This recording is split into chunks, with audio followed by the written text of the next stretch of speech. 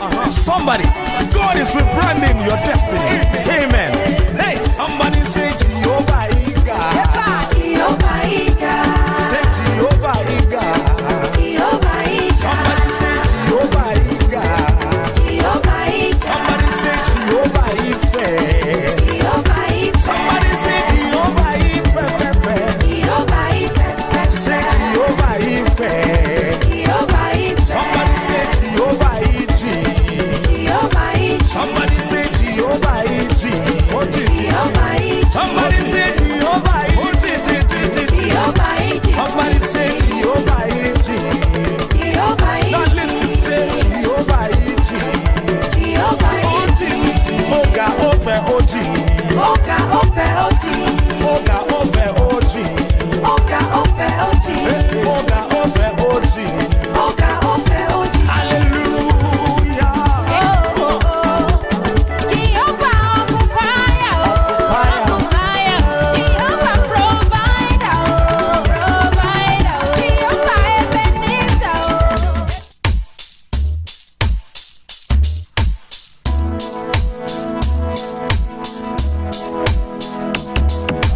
When you have trouble, don't cry.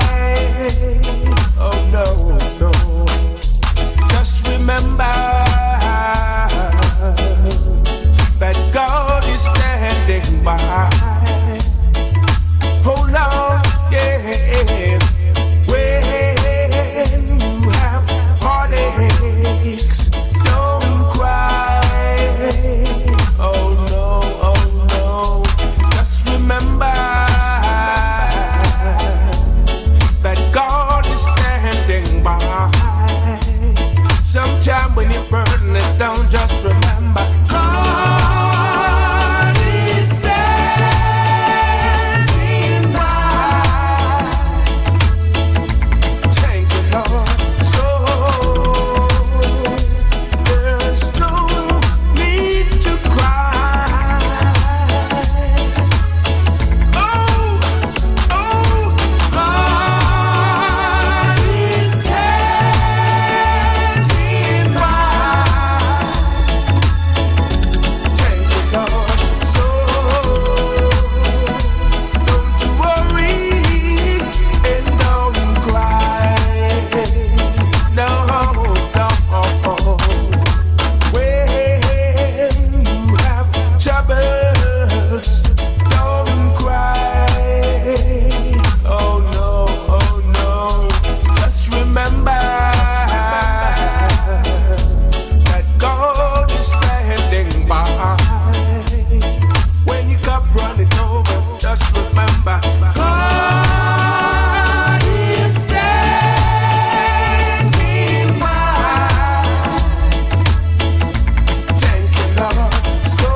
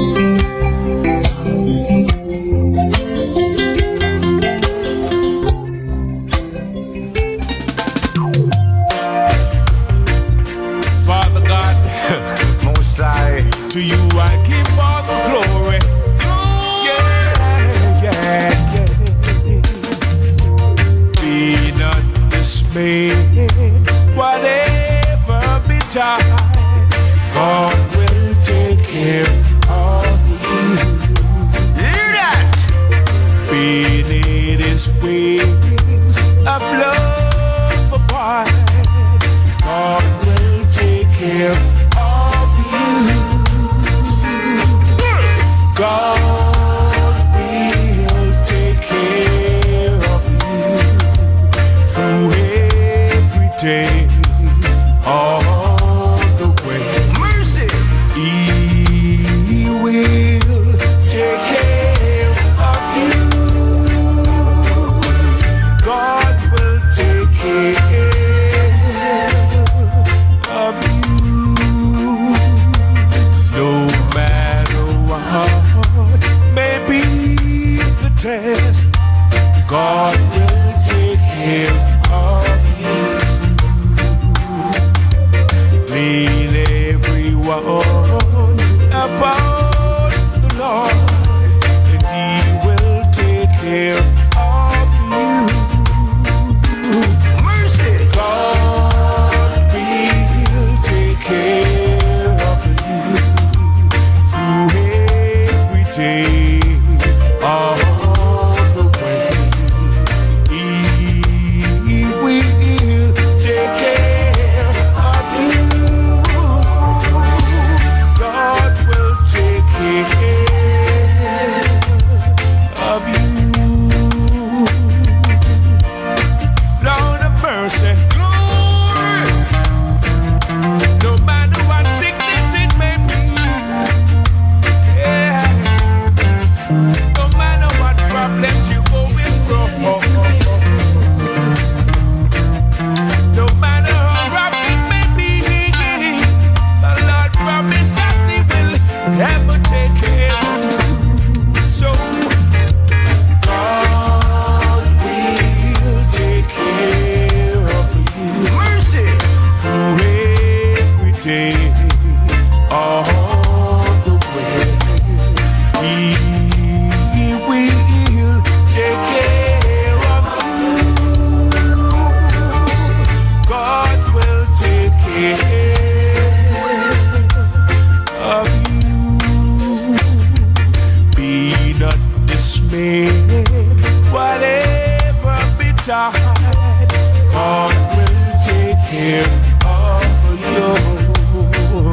Hear that? Beneath His wings of love abide, God will take care of you. God will take care of you through every day, all the way. He will take care of you. God will take care of you. Okay, welcome to Rebel Radio.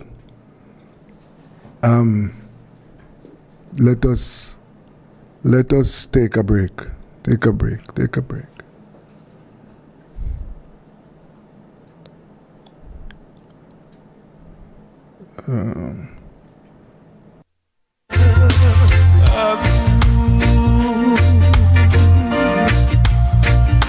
I trust in you right now, Lord of mercy. Oh, yeah. To you I give all the glory. Hey.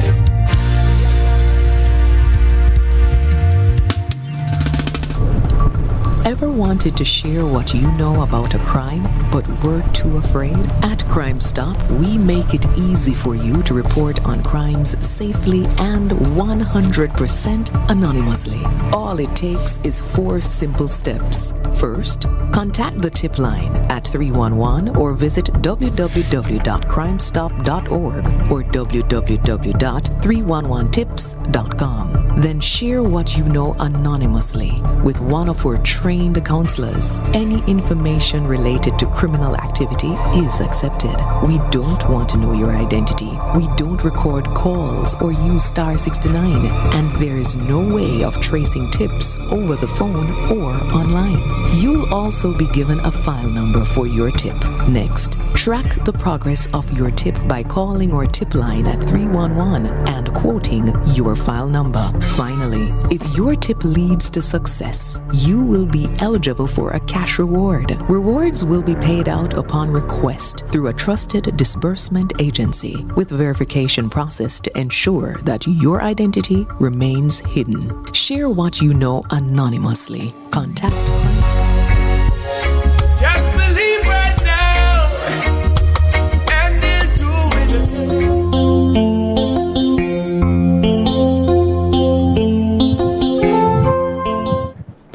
Yes, good afternoon. Welcome to Rebel Radio. Today is Friday, and we, as usual, we have your plate filled with mental nourishment. We want to start today's program with our well-known public commentator, Lloyd Daguilar.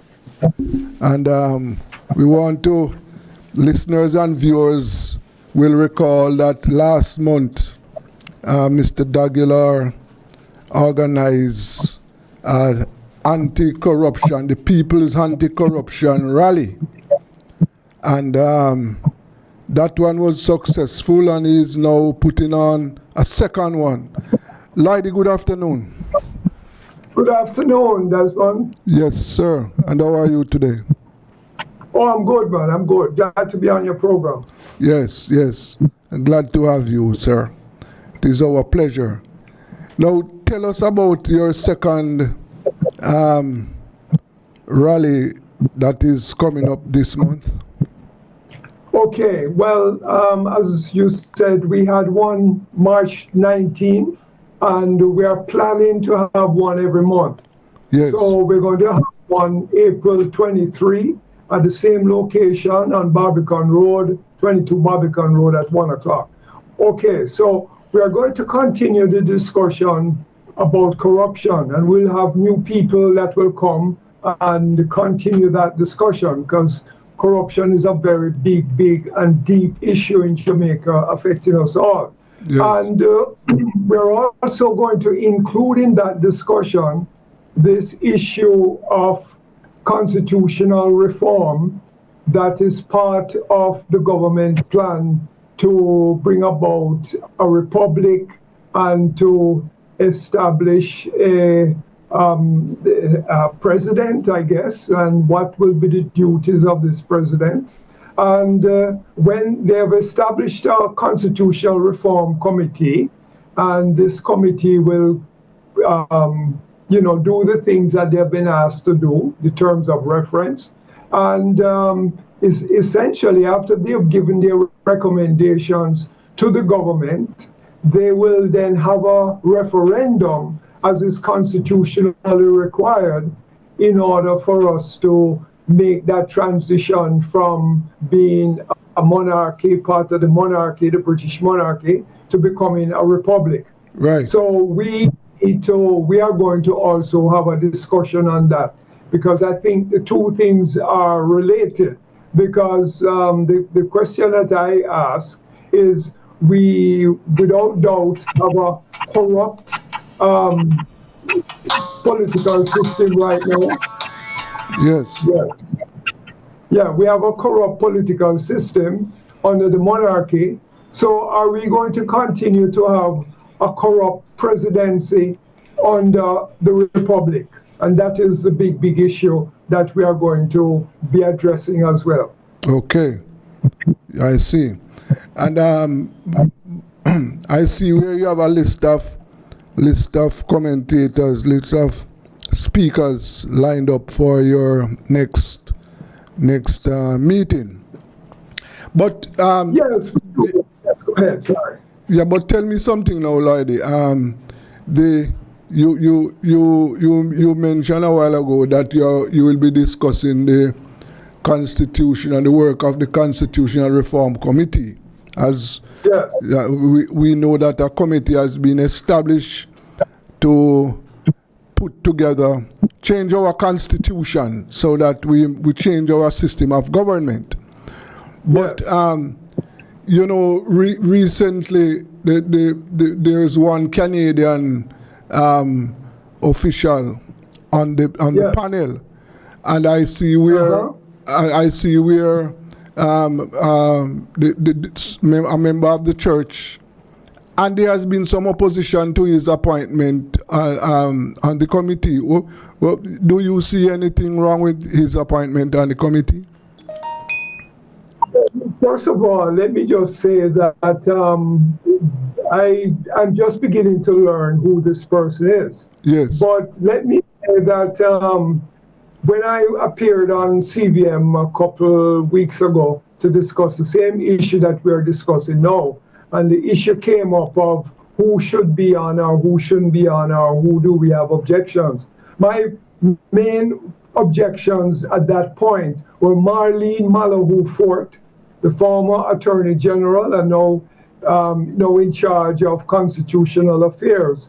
And I said I did not agree with her being on it because she went before Parliament trying to push through government legislation and said she was prepared to abridge, infringe, and abrogate our constitutional rights in order to bring about government policy. Now, that is a very serious statement and an indication that she's politically compromised. And she is prepared to abridge, infringe, and abrogate our constitutional rights in order to bring about government policy. And as far as I'm concerned, that disqualifies her. The second thing about it is that she also, as the Attorney General, defended the school that was sued by the parents of a little girl that went to school, and they said, no, you can't come to school because you're where you're here natural and you're going to bring junjo and lice into the school. That was racism. That was outright racism. And the Attorney General went to court and defended the school.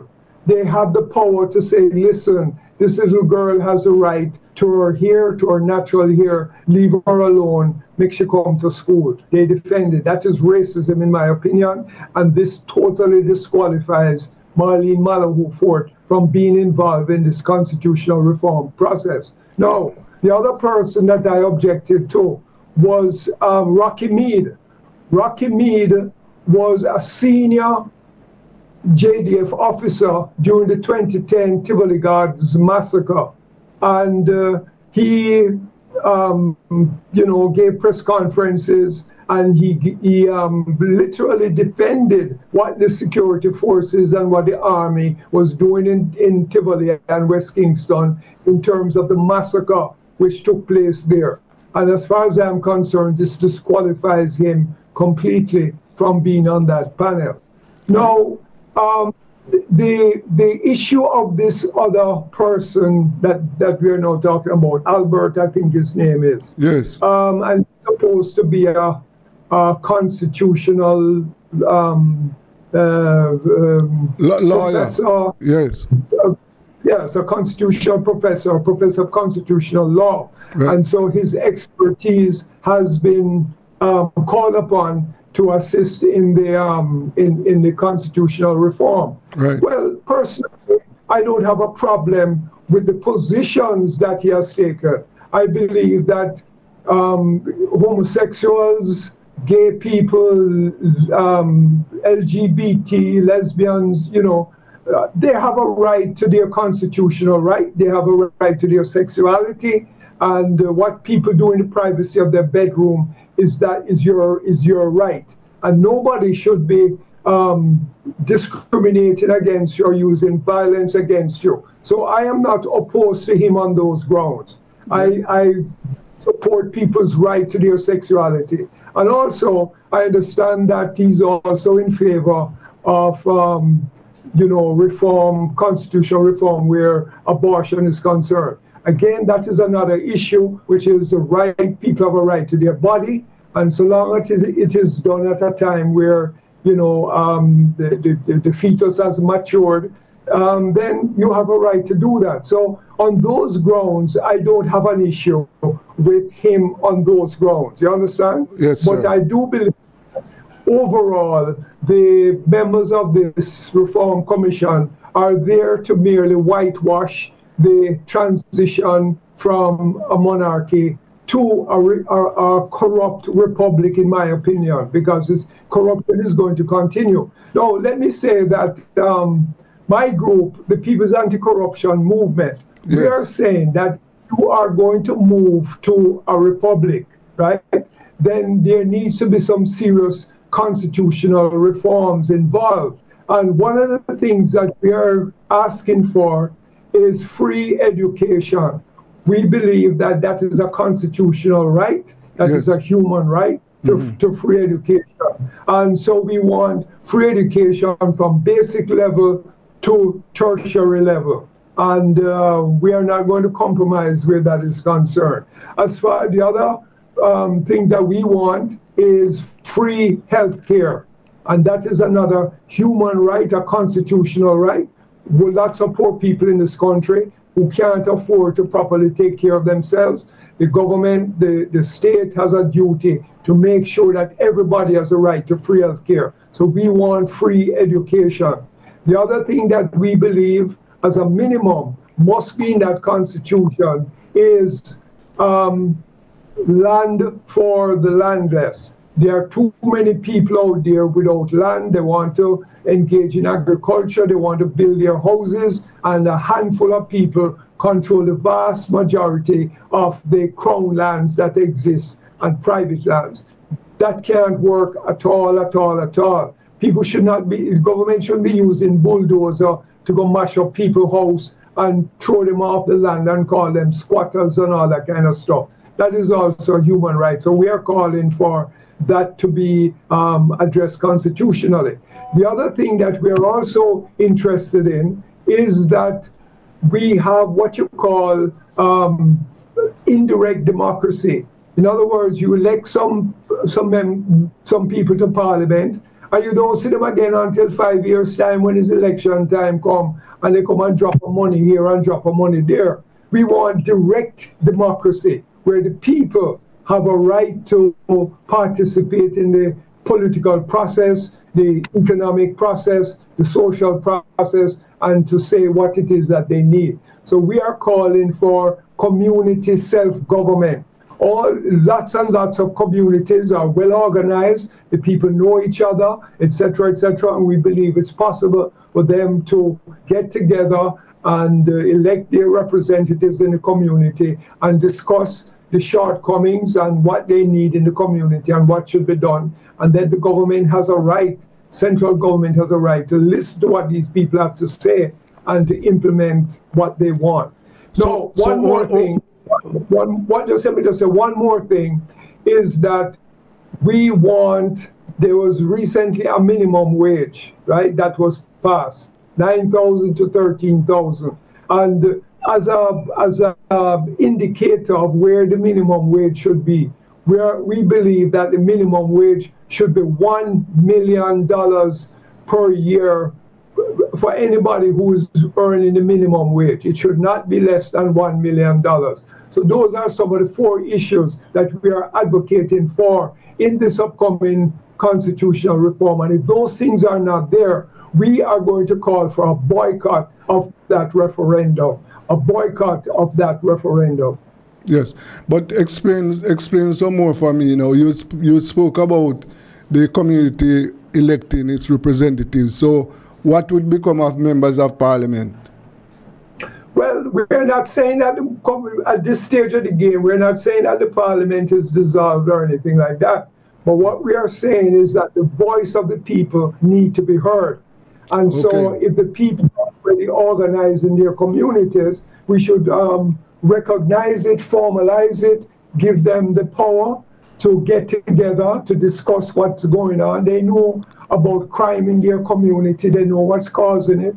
They know the deficiencies in housing and everything else. And we need to hear from them. rather than when election time come, a politician come round for the first time, come talk to them about their problems. But as we right now the people can do that. There's nothing preventing people in communities to organize themselves around issues that they want to put forward. Well, that is true. Yes. What you want that to be included in the Constitution? Is that what you're saying? Yes, I want it to be recognized that they have a right to do this. Because, you see, how it works, is that we don't have no organization advocating on behalf of the people. Trade unions not doing their jobs, they're deficient. The political parties are deficient. And so therefore, we need to educate the people that they have certain rights. And if you have a constitution that is meaningful rather than meaningless, then those are issues which I can't see why anybody should object to that. So let the people know that they have a constitutional right to community self-government, and anytime they decide that they want to set up their own community self-government, they have a right, and it's legal, and the government has a right to listen to what it is that they have to say. Okay. And yes, I understand what you're saying. Let us see. Now you spoke about free health care, and that would be right across the board for everybody, right? And exactly. Right. And did you say free education? Did you say that? Yes, free education, free health care. And that too would be right across the board for everybody. For everybody. Right. I mean, I see where I was reading on Twitter where somebody, I won't call the name, but he was saying, well, what we need is free tertiary education. So I don't know, he's connected to People's National Party. But listen, people don't know that at the primary and the secondary level, it's not free. And even at the basic level, because guess what? There is what they call auxiliary fees. They don't call it auxiliary fees anymore. But I have spoken to people who tell me that the schools are asking them for contributions because the government contribution to the school is deficient. Government support of the school is deficient. And when the people can't give the money, their children don't go to school, and a lot of children are stay home because the parents don't have the money to give them for lunch money. All those kind of things need to be taken care of, and the government needs to properly fund the education system from basic to tertiary level, and we are very serious about that. Okay, so yes, from basic to tertiary level, that would be free for all Jamaicans. All Jamaicans, basic to tertiary level. Yes. Free health care for everybody as well. I mean, look at the other day, a little girl. I'm not saying that we have the skills, maybe they don't have the skills here. But if it wasn't for money gathered for that little girl because she got burned up, she had to go abroad and to, for them to give her the plastic surgery and all that kind of stuff that was necessary to save her. But if those things were available in Jamaica, it would cost a lot of money. And we could do it. And so she would lose her life if it were just left to the parents having the money. And so these things have to be addressed seriously. Yes, and I don't know if you saw this. There was a recent case at the KPH where a daughter came out protesting the hospital's management decision to discharge her mother without giving her the necessary medical care. As a matter of fact, she wanted to do an examination which the hospital machines were not working. And exactly. And they didn't have an ambulance to take her to a facility with the necessary machine. However, I observed that after the matter came out and the news, that the patient was taken to the facility and had the relevant examination done. So I am wondering why the hospital management or the doctors took the decision earlier on. I am wondering why they did that. Because if the lady didn't bring it out on the news, then she would have to take her mother home and probably she would die. Well, listen, there's just call it disrespect for people's rights in the hospital system as well, all over Jamaica and many, many sectors of it. Yes. Because it's money. If you was there and you had money, you'd be well taken care of. Yes. If you're poor, then they're always saying, well, we have to come up with this, we have to do this, it costs this, whatever, whatever. And you don't get your basic human rights while you are there. I have been to KPH, not as a patient, but I've been there to visit somebody. And I'm telling you, it was shocking. The place is overcrowded. The staff is not enough. And you could just see visually that this place needs greater funding, and you hear all kind of stories about the level of treatment that people get there. Even junior doctors have said in the past that sometimes they have the power to make a life and death decision because a patient needs so-and-so and they don't have it. So they know that their actions is a life and death one. Yes, and yes, of course. Yes, of course. What is evident? I don't think anybody can challenge this. Is that the public health facilities generally needs a lot of funding.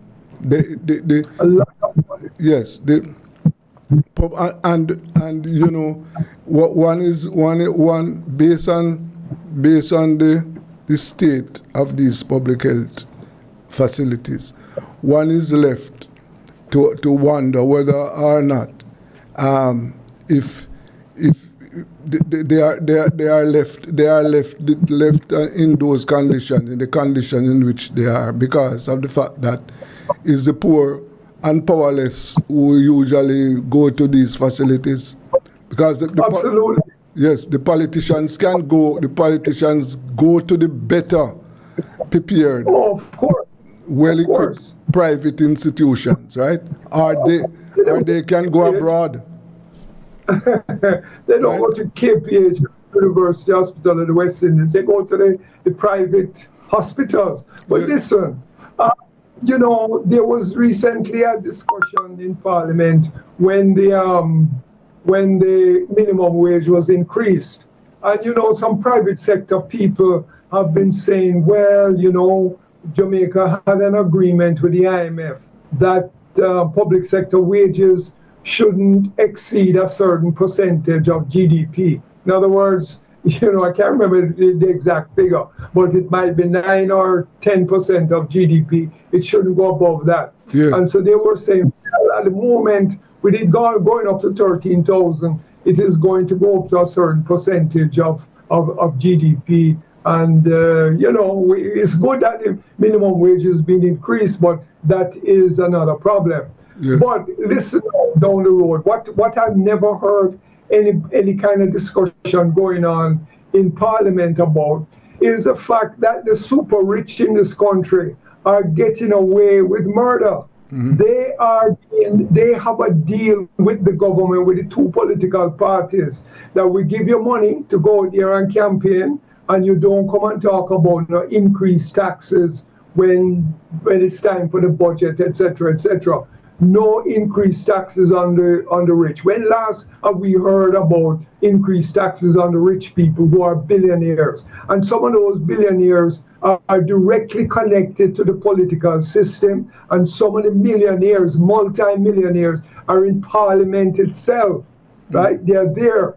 And not only are they there, but based upon investigations into their wealth, a lot of them are involved in tax evasion and tax avoidance. They have offshore companies, and they know how to exploit the system so that they don't pay their fair share too, so that people's health and education can be taken care of. A lot of them have foundations and charity organizations to assist them with when election time comes. the big man give them the charity and the foundations the money, and they use the money pretending that it is for charity, but really it's to fund their campaign. And they don't file their returns, they don't file their income.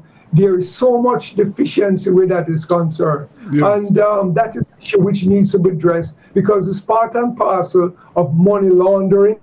It is part and parcel of tax evasion, tax avoidance, and them not paying their fair share to take care of the social needs of the people. Because what they do is you have COVID pandemic, lockdown, etc. And they come up and they say, well, we're going to buy a few things here and a few things there, give some students a laptop or, that kind of thing. But it's all posturing, it's all public relations, and make it seem like they're beneficial and so on. But that is a drop in the bucket. What they're doing as charity is a drop in the bucket compared to the wealth that they are pocketing as a result of not paying their taxes, not being taxed properly, etc., etc.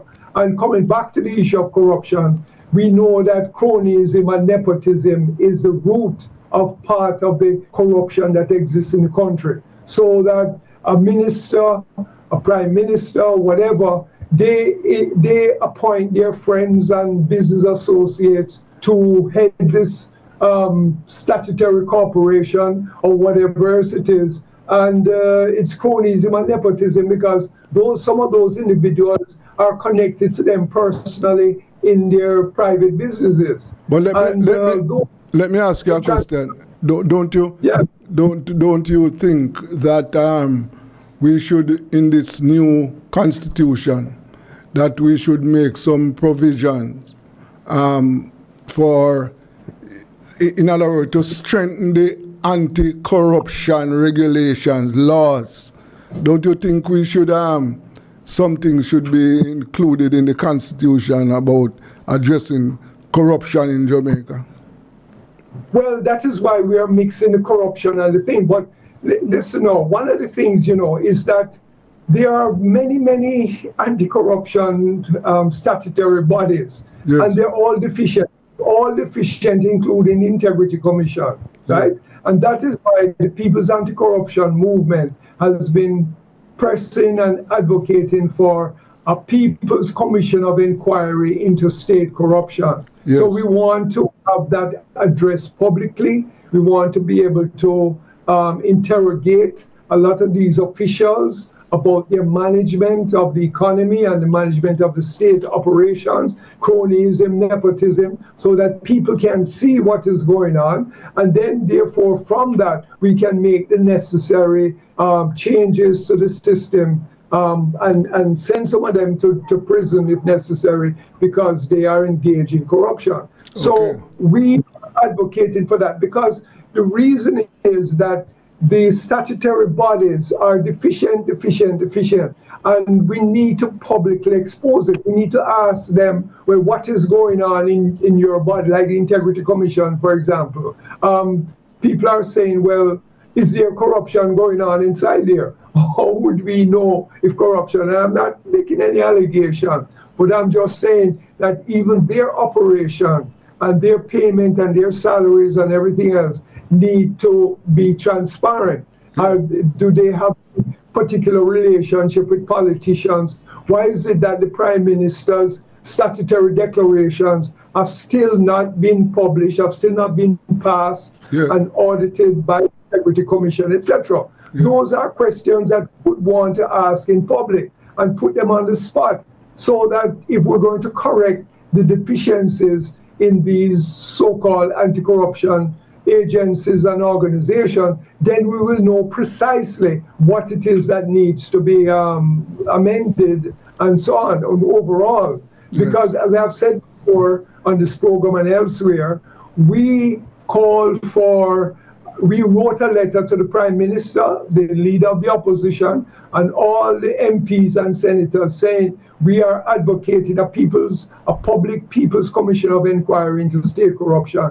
Do you agree? And as I've said before, not one of them responded and said, boy, I think that is a reasonable, request or Okay. demand. It's Okay. not one of them. And every time you have a new election, this prime minister says, well, we are against corruption. And that's what he's saying, we are against corruption. But they do absolutely nothing about it. They All right. exploit it. Right. Yeah. Well, Lloydie, I want to thank you. I want to thank you very much for bringing us up to date on what you are doing. And as you know, Rebel Radio, our platform is available to help to publicize the work of the People's Anti-Corruption Movement. I thank you very much. And as I said before, it's April 23. And if I could come back next week again and promote it, because it will be it will be the Sunday, and talk more precisely about who will be the presenters, the participants, and so on and so forth, I would be greatly appreciated. Okay, we'll definitely do that, Lloydie. Thank you very much. Okay. Thank you very much, and all the best to you and your listeners. Yes, sir. Thank you. That was Mr. Lloyd Aguilar, and as we indicate to you that he is promoting the People's Anti-Corruption Movement. And this is something that we at Rebel Radio, we have to ensure that we try and promote that. We need to do that. We need to do that because we are having serious problem with corruption in Jamaica. At this moment, we want to try and have a talk with Dr. Garnet Roper.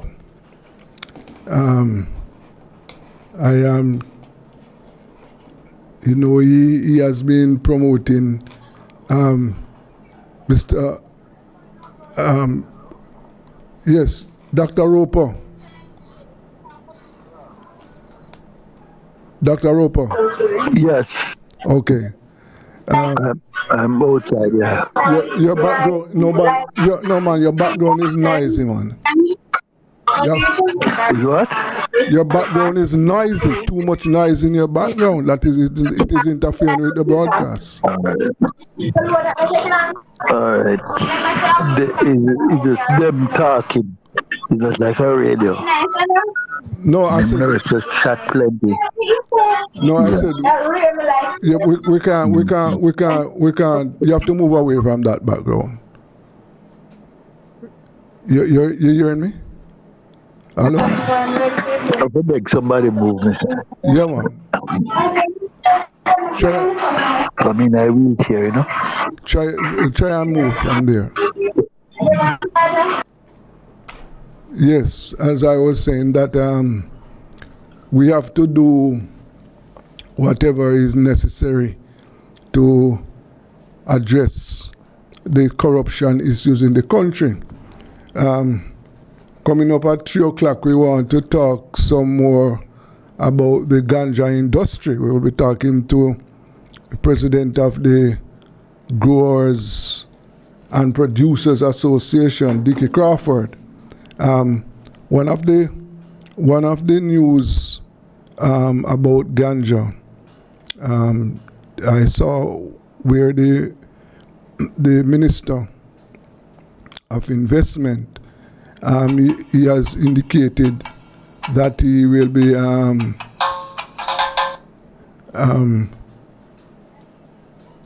putting on, he has decided to make some changes to what exists with the ganja industry now. Dr. Roper?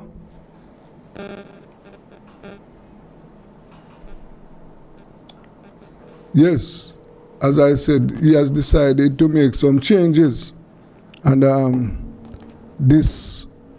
we are going to be discussing that a little later, I think at 3 o'clock, with the president of the Producers and in Ganja Producers Association, because we want to ensure do what we can to ensure that that industry is dealt with properly.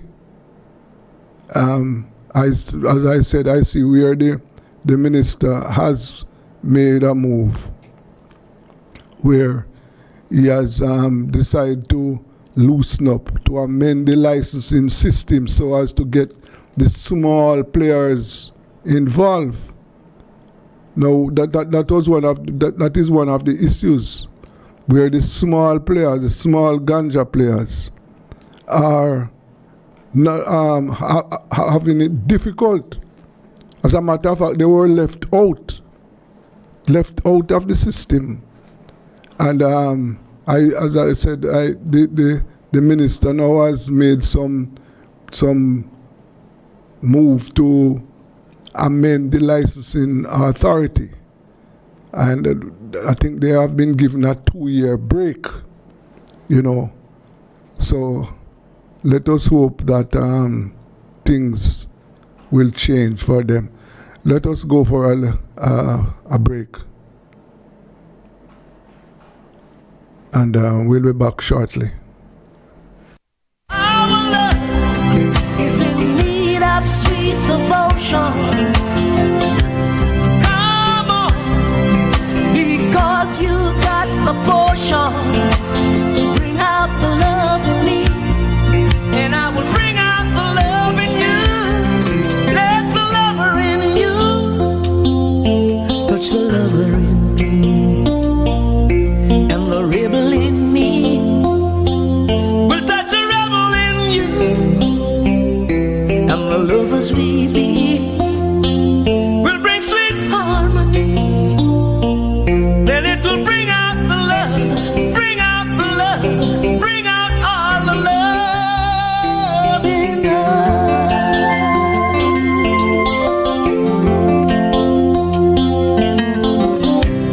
My love is deeper than the ocean.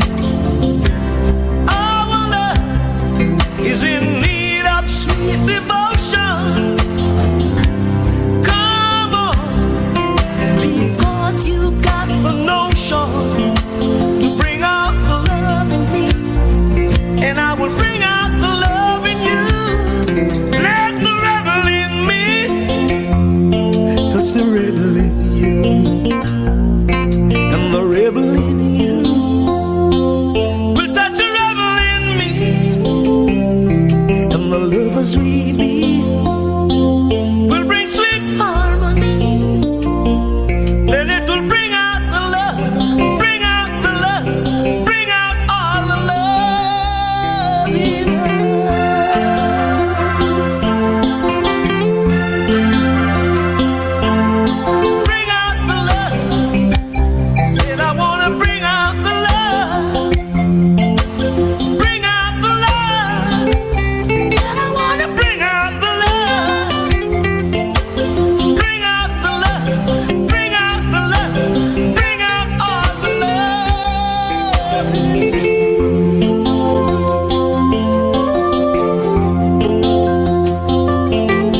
Bring out the rebel. Said I wanna bring out the rebel. Bring out the rebel. Said I wanna bring out the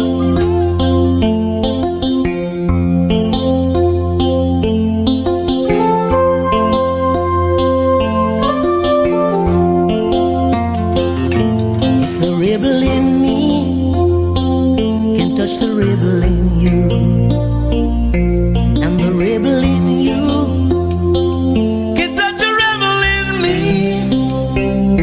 and the rebels we be is gonna set us free. Then it will bring out the rebel, bring out the rebel, bring out the rebel in me.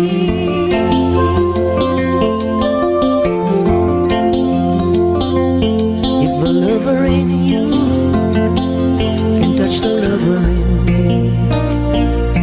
and the lover in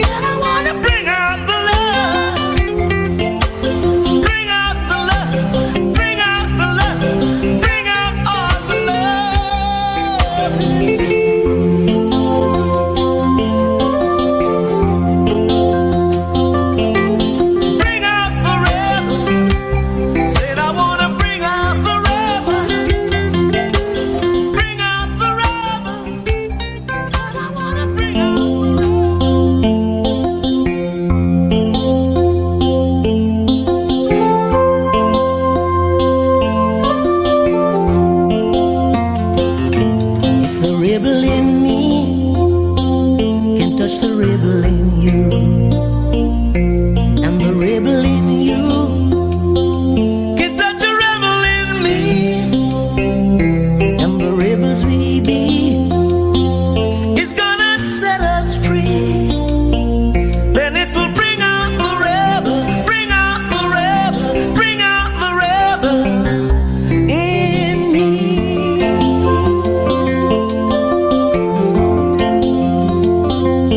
If the lover in you can touch the lover in me, and the lover in me can touch a lover in you, and the lovers we be will bring sweet harmony. Then it will bring out the love, bring out the love, bring out all the love in me.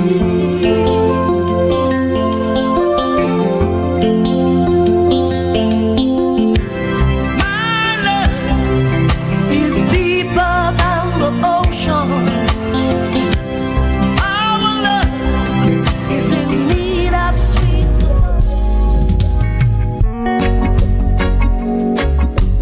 All I've got now is all to Jesus. I surrender all to Him. I freely give.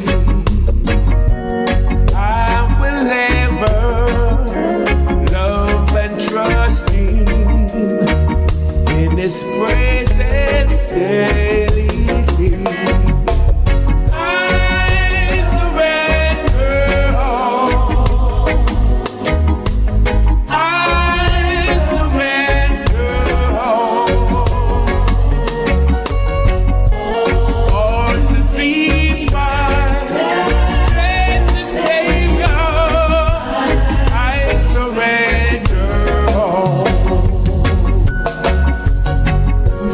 All to Jesus, I surrender. Humbly at His feet I bow.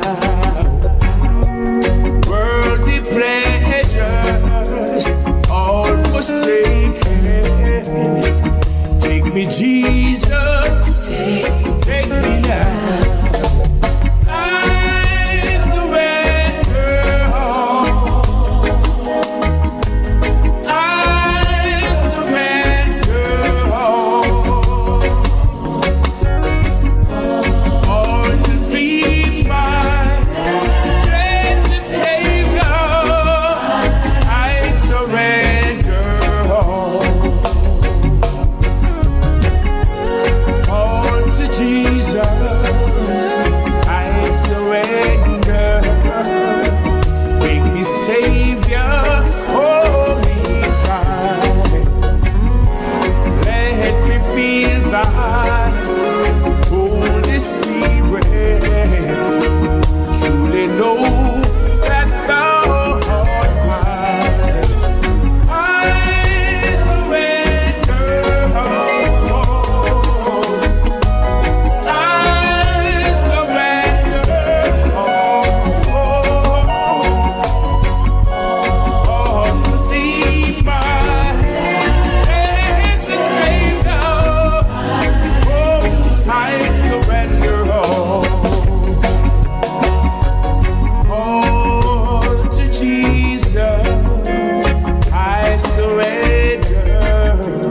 All to Him I freely give.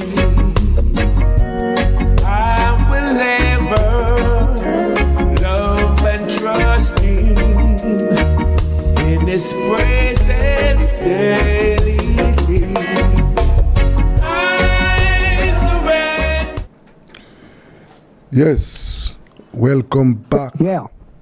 to Rebel Radio. And as I indicated earlier on, we are going to be talking to the president of the Ganja Growers and Producers Association, Mr. Dickie Crawford. Mr. Crawford, good afternoon. Good afternoon, Mr. Richards. How are you? Well, I'm supposed to be okay, sir. Well,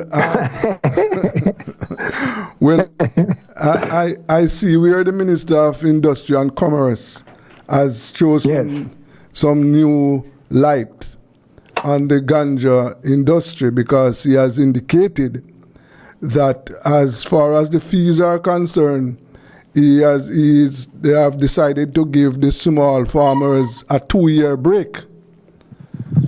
That's right. Yes. Well, yeah, you're absolutely right. Yes. And it would appear as if they are opening the doors for the small traditional farmers to get involved. What is your take on the situation? Well, we obviously welcome that, and we have been reaching out for this for some time.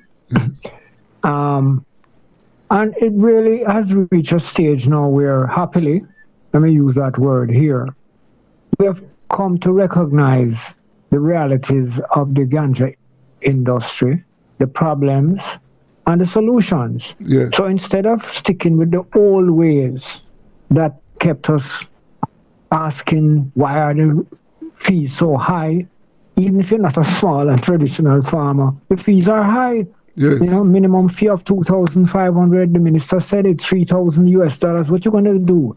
A man doesn't have any money. Basically, you want him to become a productive Jamaican, and you want him at the same time without that money to find another $3,000 to become a farmer. Yes. So he can't, and therefore this is one of the bigger moves that has been made since recent times, and you have been part of the whole discussion.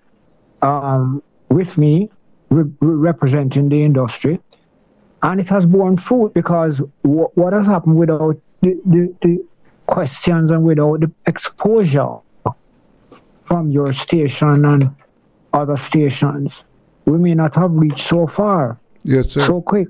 And therefore, I have to tell you, thanks, my brethren. It's a long time we're coming, but you know, when you come in, you're coming. So Yes. we are very appreciative of that. Yes. So let us not fool ourselves.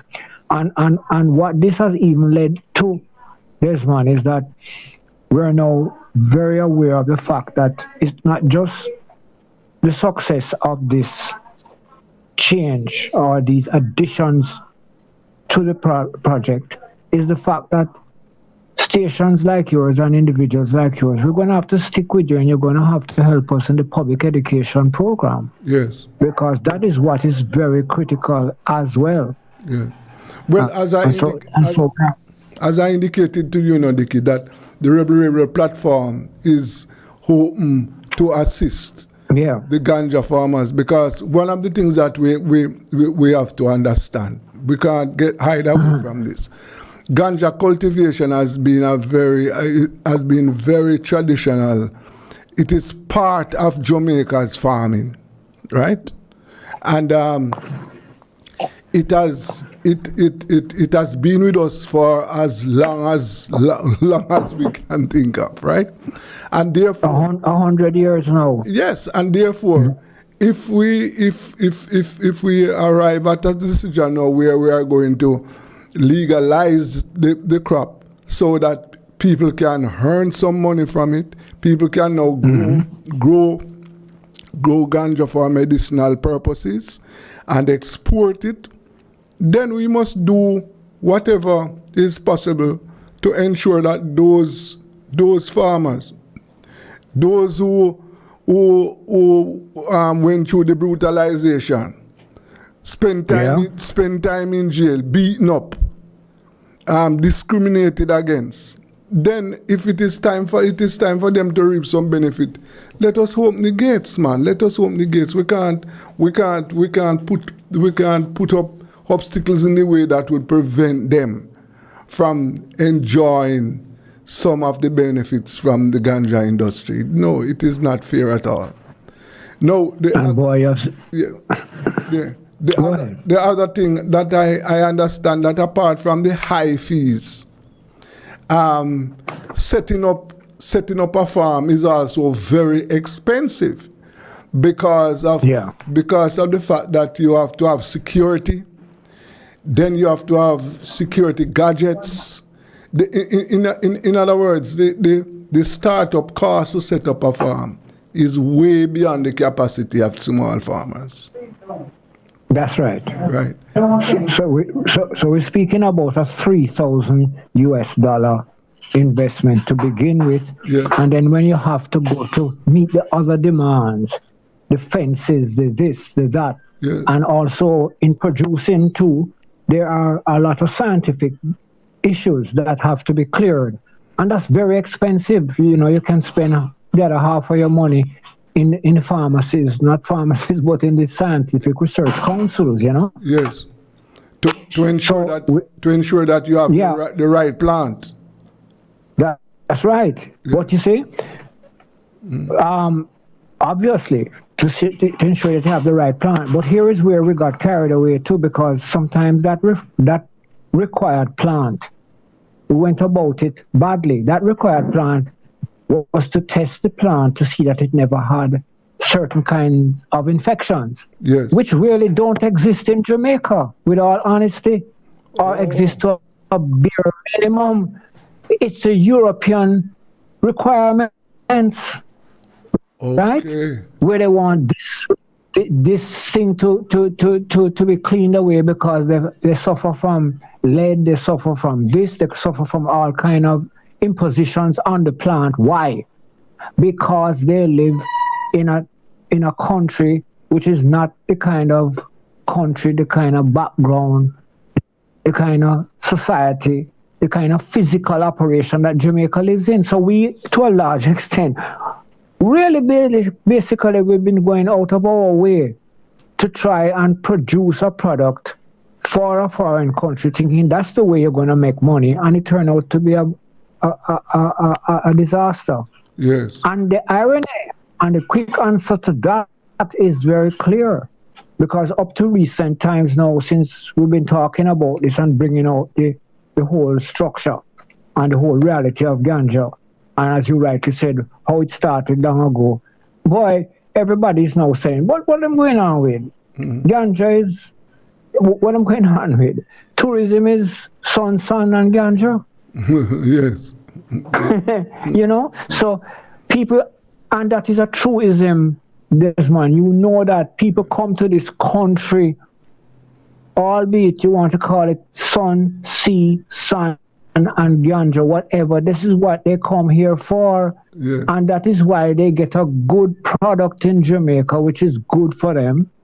They get the sun, they get the sun. They don't have to run and cover up and put on 3 jackets every day to walk through the rain and get a spliff to smoke up there, which is not at the quality which we produce in Jamaica. This thing goes far. Yes.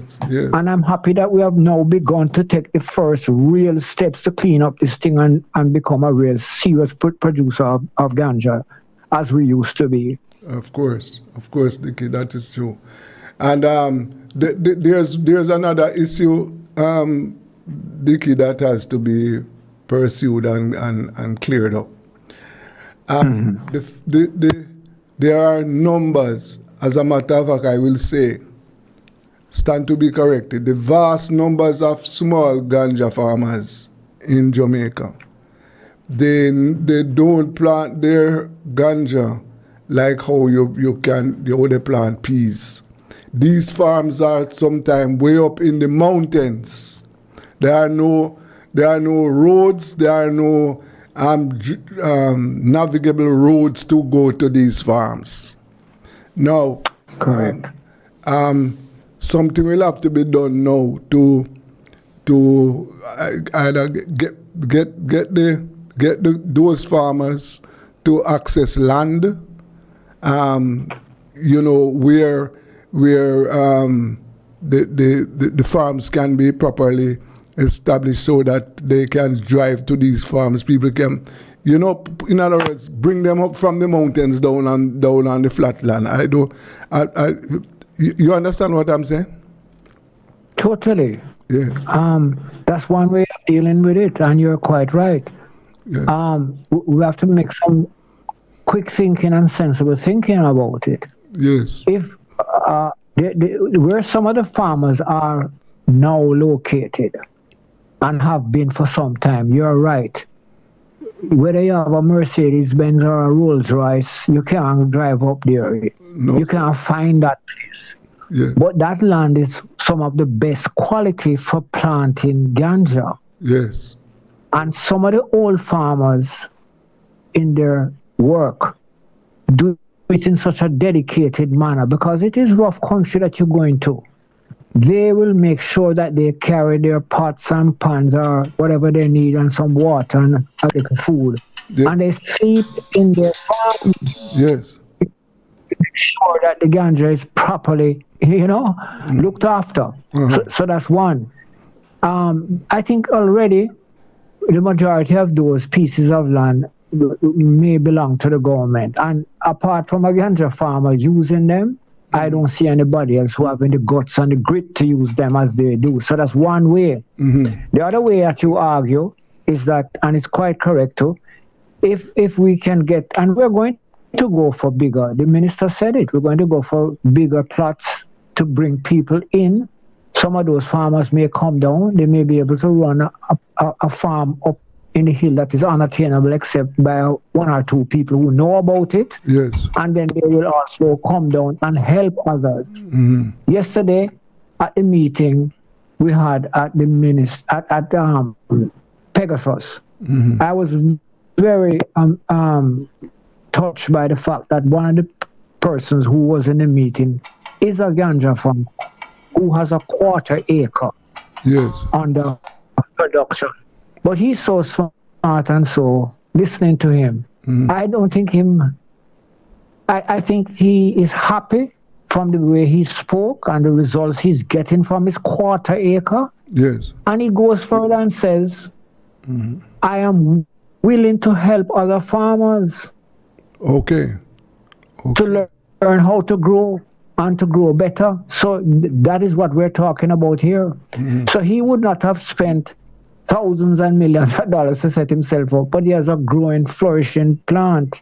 And this is what we need now. So across the communities, what the minister is saying, okay, we will remove the fees for the next 5 years. Yes.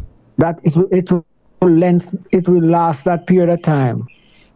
And each farmer that comes in will get a 2-year period under which no fees will be collected from them, and they stay there until they get on their feet and they are producing. Now, that is something that is a good move, and it's something that Paul Burke, really have to give him credit, is something that we have discussed with his lead some time ago, the 2-year moratorium that I think maybe we may have mentioned. That's exactly what the country needs at this point in time. So farmers can get involved right away. And this is tied into the thinking that the minister is saying. Because one of the things that he's arguing is that we have got to be able to produce the needs of ganja for the Jamaican population from our own ganja farmers. Yes. You with me? Right. And that goes even further, because what we can produce is not just might be more excitedly that way, it might be sun, sea, and ganja, but we're also able, particularly through the herbalists and other persons of that nature, we're able to produce products that are absolutely necessary for Jamaica and have been here for some time. You might have known, like other people, of the days when if you're a child going to school and you have a cold or you're getting a little sick, your mother or your father or your grandmother or grandfather pull out the ganja and wash you with that and bathe you with that, so to speak, sap you with all of that. Yes. So you get rid of that problem, and you can go to school, and they don't have the money to take you to a doctor. So ganja has been a natural medicine itself all these years for people. Of course, sir. So what we need to do is live it up again, bring it forward, and I think that is the one very powerful move that the minister agreed on, because we had a very open, very what should I say, interesting discussion coming from the issue when you and I and other people talked about what is happening here, why is ganja from Canada coming in without knowing and upsetting our planning? Yes. And what has come out of that, and that argument and the population's response, is where we are heading now. This has forced us to use the time and everything that we have to go back to basics. And that is the beginning, Desmond, of where we want to go. Yes, yes. Did he say anything about the imports? Yeah. Yes. It's not gonna work on any basis as it happened originally. Yes. Or with that mistake.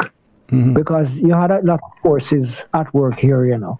When the shipment came in, just as we're talking here now, we already had farmers in business who had paid millions to set up their farm. Yes. So if you sit in there and you spent a couple millions to set up your farm, and then you just wake up one morning to hear that X number of pounds of ganja coming from Canada, no, that can't work. No. That makes everybody angry. For those who have already been in the business and producing, right? And those who thought it would be awkward. How do you sell that to the public of Jamaica? So most definitely, we couldn't allow that. The resolution on that is that we have to resort to, as we put it, the rights of the it has to be a whole Jamaica and Canada and any other country for that matter, bilateral agreement. It must be acknowledged. Yes. You must do it properly. It must be equitable. And the government of Jamaica don't have to stand up with it anymore. And I think the minister is quite, I detect it in his discussion. Yes. And it could have been a bit rough for him and a bit embarrassing. I don't know. He tries to give an explanation as to why it happened. But what he's doing now is in making sure it's not going to happen again, because it might be his job as him put it. Yes. Yes. Where you're coming from? Yeah, that's right. Yeah, we can't. We must put ourselves in a position to export ganja, not to import ganja. No, that's right. No, that is out of the game altogether. And did he say anything? Well, I recall last month he's saying that he was making provisions to increase to deal with 128 small ganja farmers, to get them involved. Apparently, well, what he said yesterday is I think clearing the way to get these small 128 farmers to get them more involved. Right. And it might be an addition to the farmers that he spoke about before. Yes. As well. Right. You know. Yes. I don't know if through the CLA or whatever that they made. I doubt it, but they may have made some commitments, or they were going down a particular path, right? Yes. Where you would get certain farmers coming in, and that's possible. And then after that, you then establish the 2-year period.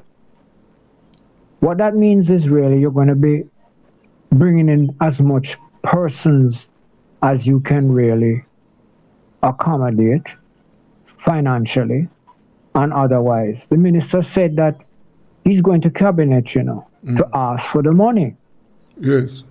To make sure that can fund the farmers and not expose them to this US $3,000 license fee and startup fee. Yes.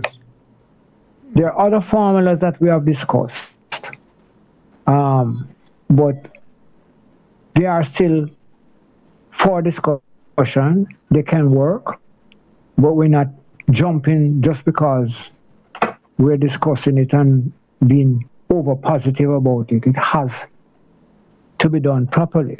Yes. And the other thing that the minister said, which was very important, and we had tried this before, we're going to get starting. Goes back to your point now. Starting has to do, as far as we are concerned, a national survey on the industry. Okay.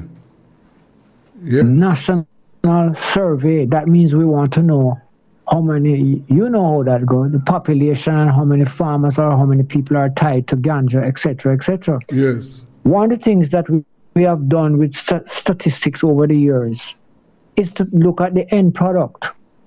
You know, how much money we make this year or how much the banks made. And what happened? The economy is still shaking because you don't have the right statistics. You're not finding the jobs for the people and you're not finding the place for the consumption of the goods. Yes. Statistics by itself is one thing, you know, but if they are not relevant, they are not relevant. Of course. Of course. So this is a big move that I agree with, and we all agree with it in the ganja business. We've been asking for a national survey for the longest while. Yes. Because what we're talking about now, Desmond, is how do we develop a master plan? How do we manage it properly? How do we use it properly? And that all starts with knowing our market. And as you rightly say, we will know more as to how we can produce what is needed in ganja, medicinally and otherwise, yes, for the people of Jamaica. Mm-hmm. Yeah, man. That all of that is something that has to be pursued.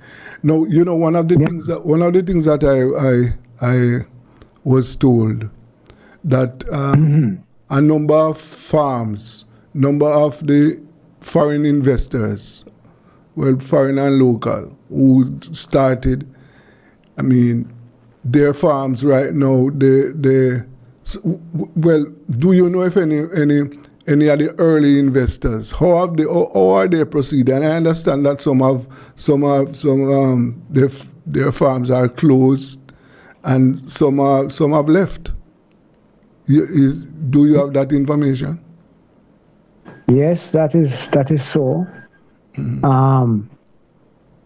And they came to Jamaica, and I suppose they had some cash and some connections, and that was part of the issue. So they applied and paid the fee for a farm. But I don't think that the production, number one, was suitable enough. The expenditure put out was not compensated for sales that were going. And therefore, consequently, I think some of them had a financial difficulty. So rather than you go further into the red, yes, some of the farmers, some of the investors from abroad on that basis decided to cut their losses and return primarily to Canada. They were just taking it too easy and thought that they came to Jamaica, then everybody knows Jamaica is a great country, and it was just a matter of simple. I remember having a discussion with one particular gentleman who told me that, oh, don't worry about it, you know, I've been in this business a long time now, and I know exactly what to do. Yeah. So I said, okay, my brethren. And then he was one of those who had to run out because he thinks he knows, and maybe he knew certain things. But for example, so people can see that we're not making this thing up or talking what is not so. He got a sizable piece of land. Yes. From the government to produce ganja on his farm. But lo and behold, the piece of land was once the piece of a sugarcane property, growing sugarcanes. Yes. And what do you do when you have sugarcane property, a sugarcane production going, Mm. you feed the sugar cane with all kind of chemicals. Yes. Okay, so after a little while, even the sugar cane can get hurt or gets hurt. Yes. But so you had a break on the farmers, the sugarcane farmers just was not farming anymore. But the land had the chemicals in it. And when you put the ganja in there, it killed it. Oh my. Yeah. Mm-hmm. So he had to stop. Had to stop. You can't be spending money on planting ganja on a piece of land that cannot deliver the goods.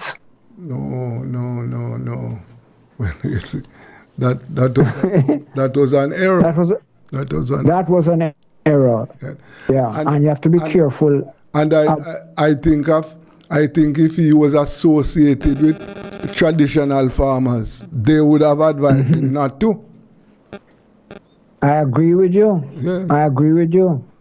And I picked the example when I was speaking to him at a meeting that we had, and himself and myself were discussing it. He had the attitude, no, I don't need to talk to any Jamaican farmers.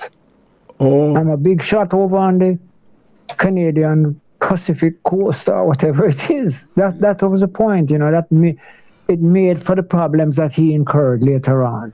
Yes. Well, but we also learn from that, and we must learn from that. Yes. That our product is not a product that you can brutalize and get good quality out of it. No. And some of them, we need to, as many who said at the beginning, we need to farm according to the natural resources that exist in Jamaica. Mm-hmm. And that the smarter foreign investors that came in knew that, and when they got an appropriate situation, they did better. Right. Mm-hmm. But that is how it is. I don't believe that. Well, the original ganja small farmer, the farmers, ganja farmers, they never fertilize ganja, man. They never. No. They never fertilize. Definitely not with chemical fertilizer. No, not at all. Right. And since you are on this such a critical point, let us be very frank about it. We are chemically fertilizing other foods in Jamaica. Yeah. It's not a ganja problem. No. It's a national food problem. Of course. And there's a thing called Roundup. Mm-hmm. It's one of the most dangerous chemicals in the world. Yes. And farmers use it. Yes. Because apparently they either don't have no choice or something like that. I think there's a chemical that was banned in the United States, and as a matter of fact, several farmers in the United States were paid money for as a result of the problems faced with the use of that chemical, and I think we are still using that chemical in Jamaica as we speak. I am yes. I am going to. If you can find out more about it, I'm going to find out. It will be good to know. Yeah, I'm going to find out some more about it, and we'll discuss it, right? So, so as you said, some of those early farmers. Well, what is the way forward with those farmers who started but had to stop? What do you think is the way forward for them? Those early investors. Well, if they still want to stay in the business, they're going to have to realize that it is not as simple as they thought, or you don't need to be so high-handed over it. But some of them face another problem, which is they go back, some that we were acquainted with, they go back to Canada, and the situation in Canada yes, I think they had legalized the product now in Canada. I don't. So they went back, and I think some said, "Well, okay, we're back home. Let us start production again in this environment." And maybe that's where this whole thing flew in the air when the shipment of Jamaican ganja, so to speak, the shipment from of Canadian ganja was sent to Jamaica. Yes. They weren't really looking at through the spectacles clearly enough. But what has happened, Desmond, in the situation abroad, and I speak here Canada first, right here, is that although the product is legalized, what happened after that, and they may go back into business, they may have residual stuff, or them get more cash to set up the farms even further. But what has happened is that the state, the Canadian state, put up cost or tax on the product.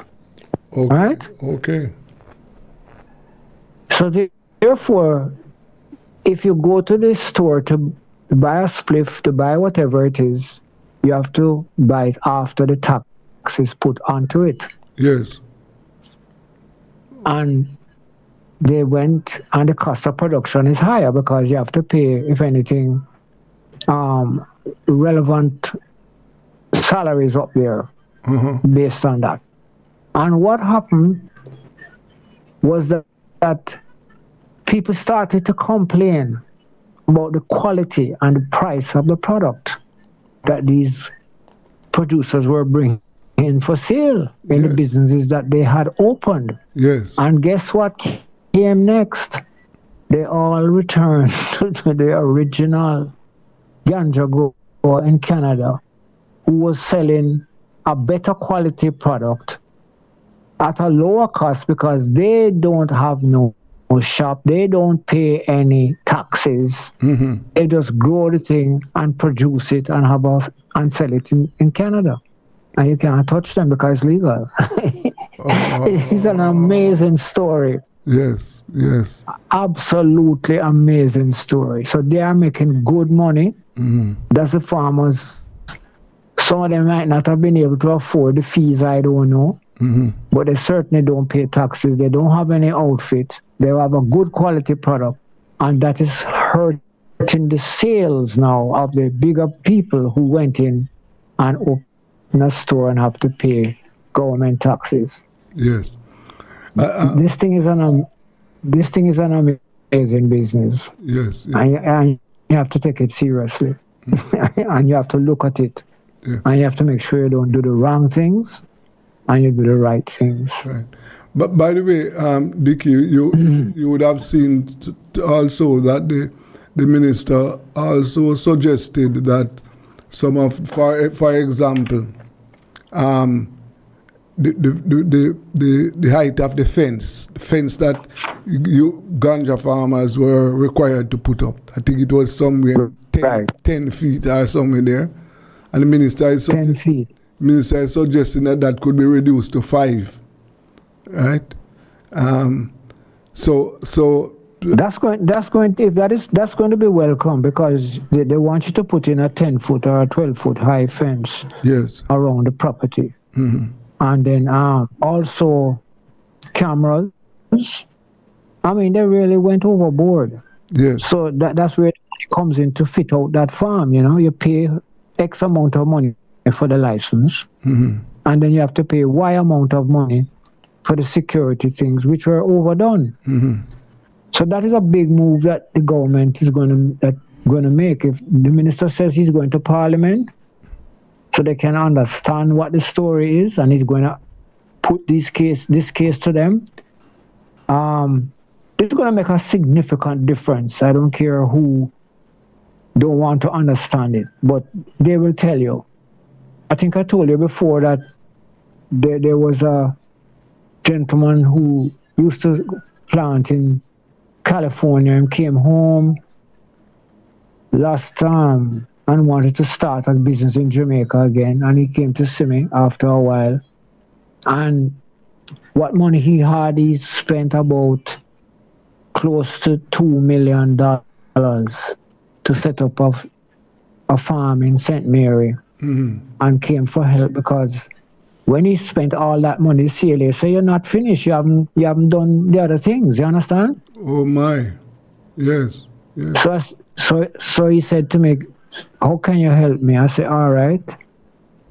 I said, what are these requirements? He said, all these requirements, the CLA tell me that I need this or I can get a license. Yes. So I said, okay, I'll speak to the chairman of the CLA because I just couldn't believe what he's saying to me. So he took his documents, his papers, everything, and went to the CLA. And they are telling me he needs $1.5 million more before we can consider him for a license. No, man. That's where we're coming.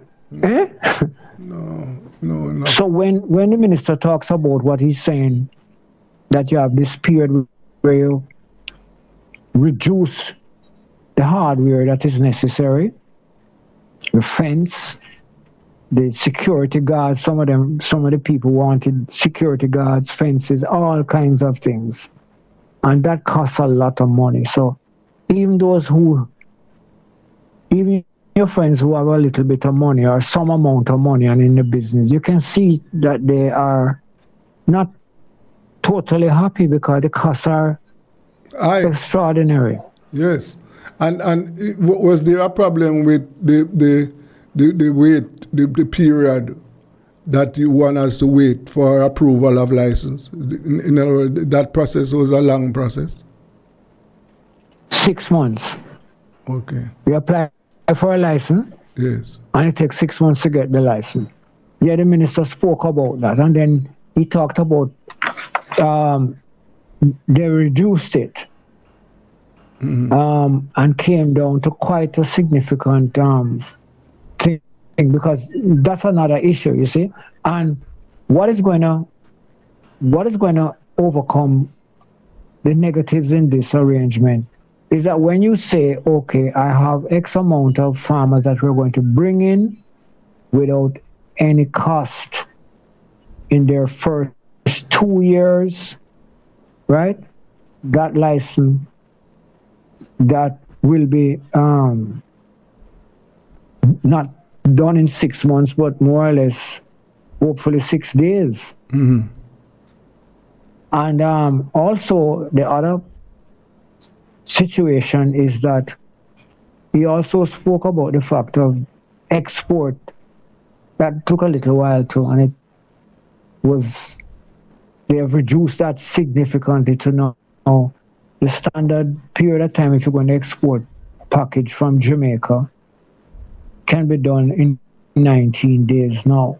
Okay. It used to be longer. So in that sense, I think the issue is coming home. The reality of the industry is coming home to all of us, and we're getting an opportunity to examine it. And what really is at hand now is a restructuring, a reorganization of the industry. The things that the minister spoke about in the press conference after the meeting are important factors, and there are others to come, but you can't, as he said, go to cabinet to get the approval, right? Yes. And you probably can't explain everything in one day. But you're going to find that with more hands on deck, we're going to be able to be in a better position. And what I found very interesting at the meeting, and I think the minister did too, because we were all there, we were all there talking straight and frank, not hiding anything. This was one of the most interesting meetings I've been to in years in Jamaica, because otherwise people just bring paper and pencil and give you some figure and a cup of coffee and you're going home. But this was a down-to-earth meeting. Right. And people said it as it was. So we had the first CEO of the ganja industry, the first CEO in the Cannabis Licensing Authority, the CLA. He was present at this meeting. And another former board member was also present at this meeting. And they were able to add, and I tell you, really confirm for the minister that these were the problems coming out of the CLA, and they have got to be changed or you're not going anywhere. Yes. Straight talk, straight talk, coming from a man who used to run the CLA. So you see, let's put it this way, we're in a better position right now. At least we're in a position of reality. Yes, of course. That is good news. And that's what you have to make. Yes, you have to make the most out of that now. Yes. Otherwise, you know. So Dickie, you have your work cut out for you because you will. Boy, I don't. You will. It is time now to mobilize the farmers to get them in tune and ready to take on the new task. Without a doubt. And we better realize that, sure, we're not the only country that had problems, right? Right. In getting our industry together. And I'm not saying that we have it together yet. I'm saying we're working on it seriously. But at the same time, there are other countries that have moved ahead of us, and there are other countries that are doing very well, and we can learn from them. Yes, of course. And we have to, because, and that was the thing that the minister point he was trying to make. He's going to make a presentation. He's going to ask the cabinet for their approval. I was shouting out and saying, Minister, we really need a ministry for ganja. When you go to the Ministry of Health and this one and that one, all of these get a run around. But give it a little time till we can get it to an ideal situation. Okay. Yes. Well, and other people are making money out of it and doing well, and they recovered. And other people, like Antigua and Barbuda, may have said it to you before, small states and big states, Thailand, Uruguay, what you find is that the people never had the money to start any ganja growing. So the prime ministers in those countries opened the country to them and had the land given to them, and said, okay, unemployment is low, etc., etc. And they went to work and they started to produce. Right. And boy, let me tell you, within how long ago was that? Now, everybody was laughing when Uruguay did that. But right now, Uruguay is earning millions of dollars exporting ganja to Germany. Uruguay, which we used to laugh at, you do the thing right, that's what the outcome is. You know what I mean? Well, we want piece of that. Want piece of that for sure. Yes, we want piece of that market, of course. So, Dickie, I want we have got to end the discussion for today.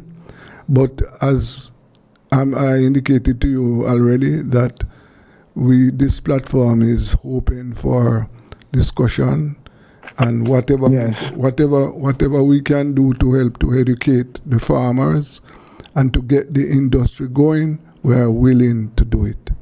I want to thank you very much for your contribution today. And we thank you too, because you have helped to bring the level of consciousness up in the country, and everybody now beginning to understand. Yes, sir. Okay, thanks a lot, my brother. Thank you very much, Mr. Dickie Crawford. That is President of the Ganja Growers and Producers Association.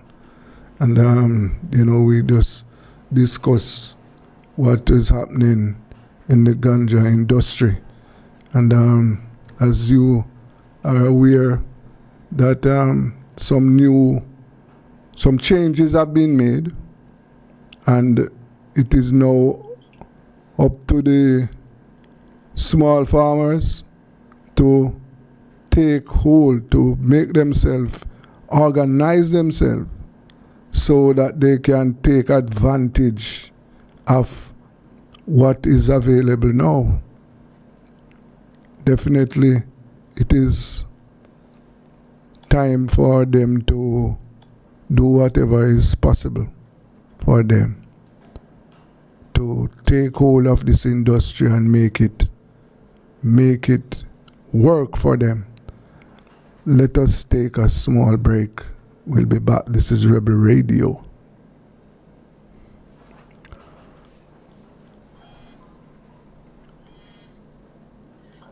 Hello? Hello, Dr. Roper.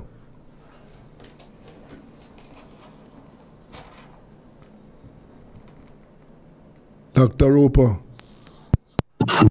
Yes. Okay. Well, we have you on now. Are you hearing me? I am hearing you clearly. Okay, all right. And I'm hearing you better than. So, what do you have on your mind?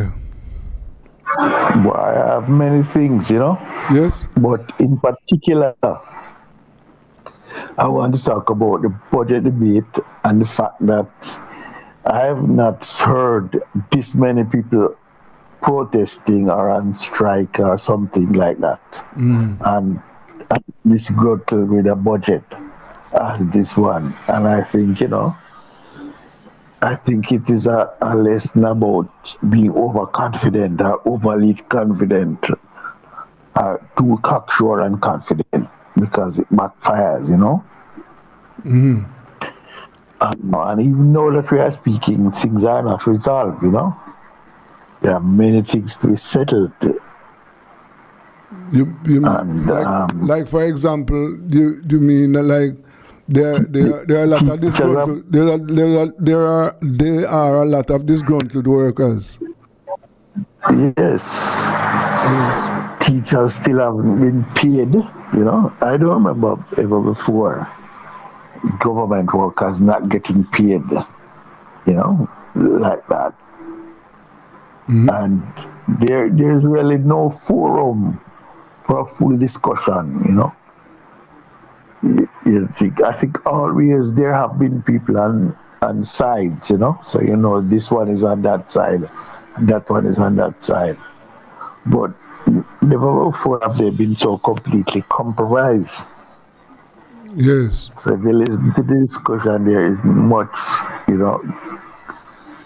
there are also some ministers really have nothing but egg in their face, and they have to go. But so I want to say that, that about the lesson of overconfidence and taking the Jamaican people for granted.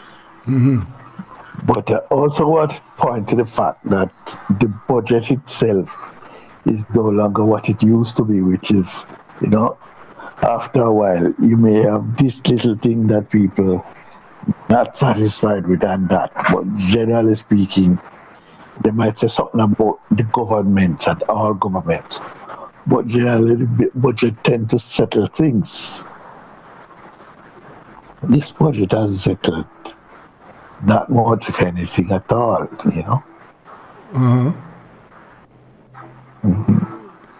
But let's take things probably one at a time that could be done. First of all, the salaries of teachers, right? Yes. First, we have to say that the teachers were expectant and the promises were extravagant. But they disguised whatever the rate of the increase was by putting it in a confused way and having many spokesmen weigh in. But when the budget was done, the people can't be paid, We have $1 trillion budget, but it's the brokest budget we've ever had. People are just not paid and they don't expect to be paid. Yes, what do you say? Well, one of the things you have to recall is that this exercise is a new exercise. Yeah. I'm talking about the compensate the new is a new Process of yes is a new package yeah. because What they have done what I when think it I think the process was hurried, right? Because the fact that you had so many things to be done and the time available, I think, was too short. yeah. Because what I am getting is that the workers were not clear. They were not clearly notified. What the thing is that they were too conscious of defeating Omar Davis. I want to come out and say never before, or, not like. And so they kind of overestimated their support and then hurried their announcements. Yes. That's what I say has backfired. Yes. Well, let us see how. And then they. Oh, what? Let us see how they work it, or it is going to be worked out. Because as you are probably aware, right now the industrial relations, the industrial relations front, is eating up. You have backside. There are problems in the backside sector. The problems with the security guard, So we have to. And the civil service at every level. Yes. Don't accept, Don't accept. So I know that the trade unions are preparing themselves to meet with the minister in order to iron out and get the situation properly addressed. Yeah. Yeah. It doesn't promise very much though, because part of the thing is they don't think they can trust the people, They'll say one thing today and tomorrow change. Yeah. So we are looking for a very rocky 2024, Okay. What do you say about the polls? Have you been keeping up with the results of the two public opinion polls, the two latest public? No, not at all. What is it? Tell me. Well, the two latest public opinion polls, both the Blue Dot and Dan Answer poll, show that the government has lost a significant amount of ground. The Prime Minister's popularity and for example, the poll that was done in March says that if an election was called, the parties would be dead heat. Even. Yes. What does it say now? No, that's what I'm telling you. That's what the latest, the last one said. That was the latest one. The lab are pretty much to by the poll because they have all of an obligation to come out and say something favorable. You have advertising contracts and stuff like that. They are not any disinterested, objective third force. They are party to it. So I have not been following, right? I know there is not going to be a local government election. Yes. And I know that the government knows that it shouldn't have an election because it was behind. And nothing has happened to push it. It did everything it could to make the budget favorable, and it has not. Yes. It has not been favorable. Okay. And one of the other things is that the public no longer believes that their future depends on what the budget says. So they are skeptical of it anyway. Yeah. Well, what So interesting things, you know. Yeah. Go ahead. no, the other thing is that, you know, the Jamaican people Yes. are losing interest. In other words, they don't have a lot of confidence. They are losing the confidence in the politics is waning. Yeah. Because the people over the years, the people have seen that their benefits from politics is going down. So well, then, you know, but don't look at that alone. You know, the entire formal economy and formal society has been eroded. Look at ganja. Canada is buying ganja from Jamaica. You know, and the people in the North Atlantic coming to make compromises with the past that they have created.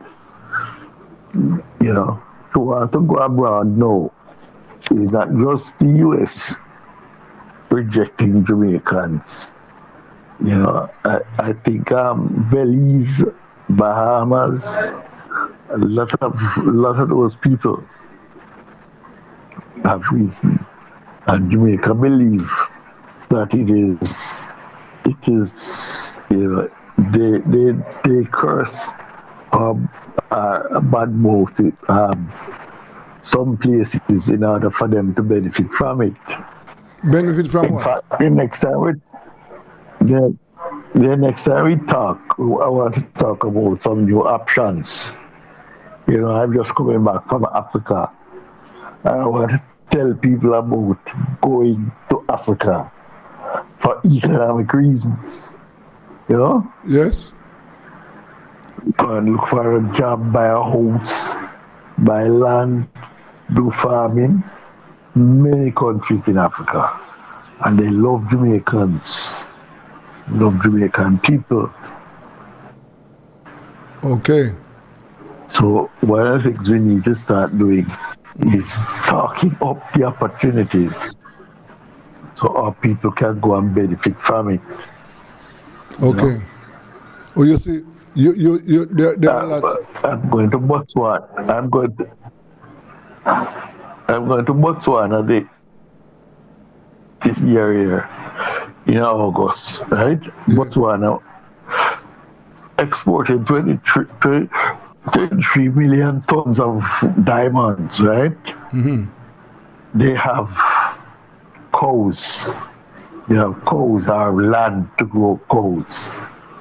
And they have horses per capita.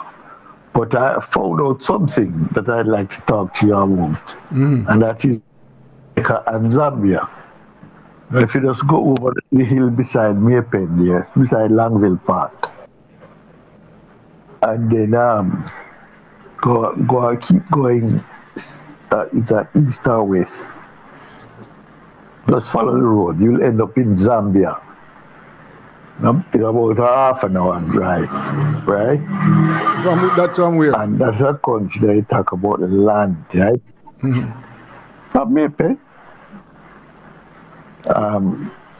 From Maypen. And now people are getting. Eh? Did you say from Maypen? From Maypen. Maypen in Clarendon? In Zambia. Oh, Maypen about in Zambia. 40 minutes. Oh, Maypen in Zambia. Yeah. Okay. 40 minutes. And people are now. No, not Maypen in Zambia, man. The Kitwe in Zambia. No, but you said Maypen in Clarendon. What's the relationship between Maypen in Clarendon and Zambia? And I'm just telling you the drive. If you drive past Maypen and go down towards the sea. Yes. And keep going, you'll get to Zambia within 40 minutes. Yeah, just through immigration and everything. Mm-hmm. You know? But talk about land, green arable land. Yes. That's Zambia, okay. right? Well, I and tell you then what. business opportunity in terms of housing and so on. Yeah. People just need to know these Well, things. I tell you what. Next week we will go deeper. Next week Yeah, we'll we have go deep. Yeah. we have a deeper discussion on this. Right? In fact, I want to make you take a drive with me. So when I'm talking, you know what I'm talking about. Yes. Okay. All right. Let us talk about these things next week. I want to thank you very much. Yes. All right. Okay. I have some Zambians coming to live in Jamaica and some children going to go to, All right. college in Jamaica. Okay. We'll talk about it next week. Thank you very much, Dr. Rope. Men selling truck driving. All right. Thank you for having me. Yes. Thank you very much, Dr. Roper. That's Reverend Garnet Roper. And yes, we want to take a break now. We are supposed to talk with the mayor of St. Anne's Bay in a little while. Let us go for a break. This is Rebel Radio.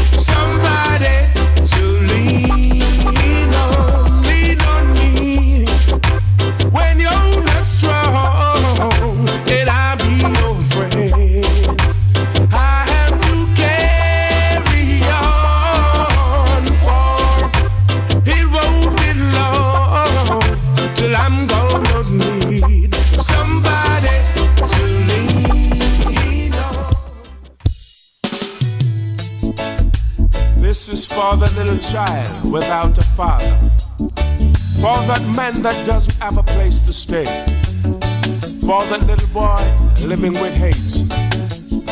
This is my story. There's a man standing on the corner. He has no home, he has no food, and his blue skies are gone. Can you hear him cry? Oh Lord, there's a girl searching for a father and a friend, praying that the storm will someday end. But instead of walking away, open up your heart and say, I am here. You don't have to worry, I can see your tears. I'll be there in a hurry when you call. Friends are there to catch you when you fall. He's my shoulder, you can lean on me. Well, there's a child who is sick and begging to be free, but there is no cure for his disease.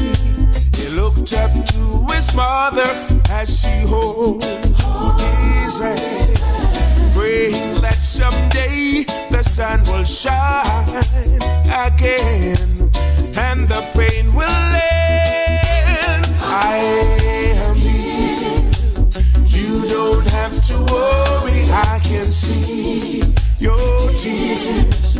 I'll be there in a hurry when you call. Friends are there to catch you when you fall. Here's my shoulder, you can lean on me.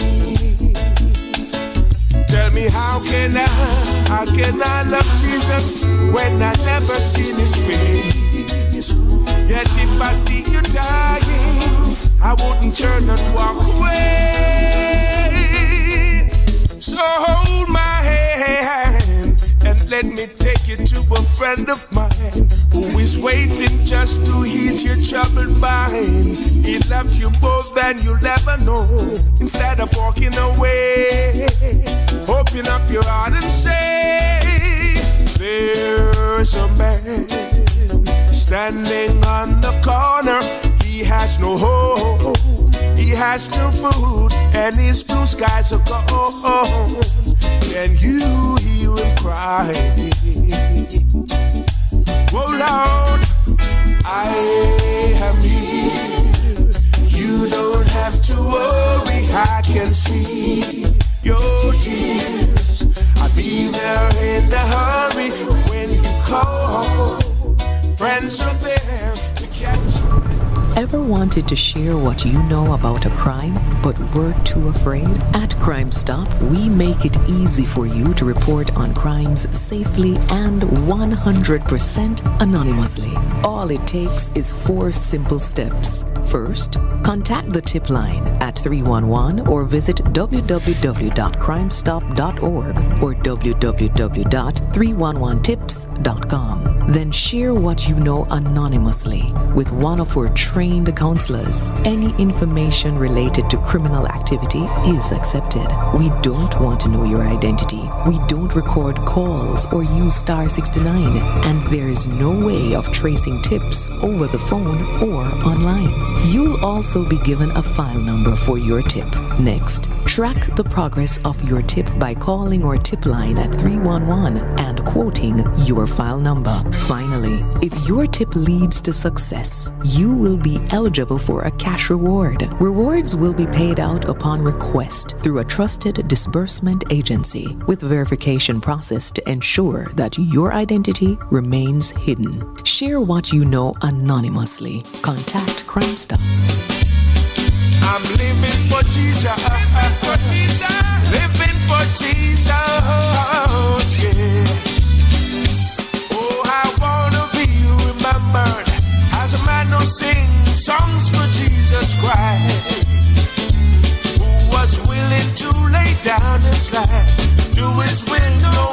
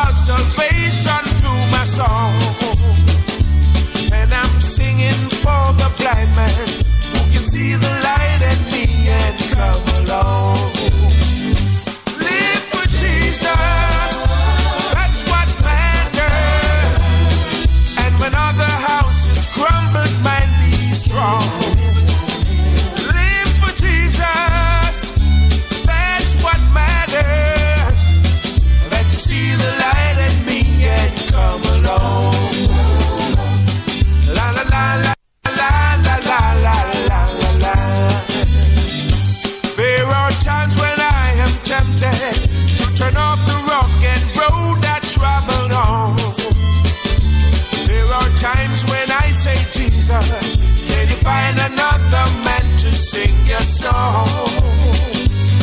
Well, I know I'm not the only one that could sing this melody. But he has chosen me to bless me and to lead me into what is best for me. Live for Jesus, that's what matters.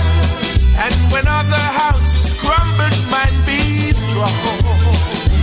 Live for Jesus, that's what matters. That you see the light in me and come along. La la la la la la la la la la la la la la la la la la. La la la la la la la la. La la la la la la la la la. Oh, I wanna be remembered as a man who sings songs for Jesus Christ, who was willing to lay down his life, do his will no matter what the price. Live for Jesus, that's what matters. That when other houses crumble, might be strong. Live for Jesus, that's what matters, yeah. That you see the light in me and come along. Live for Jesus, that's what matters. And when other houses crumble, mine be strong. Live for Jesus, that's what matters, yeah. That you see the light in me and come along. That you see the light in George and come along. That you see the light in me and come along. That you see the light in me and come along. That you see the bright shining light and come along. That you see the light in me and come along. Come along. That you see the light in me and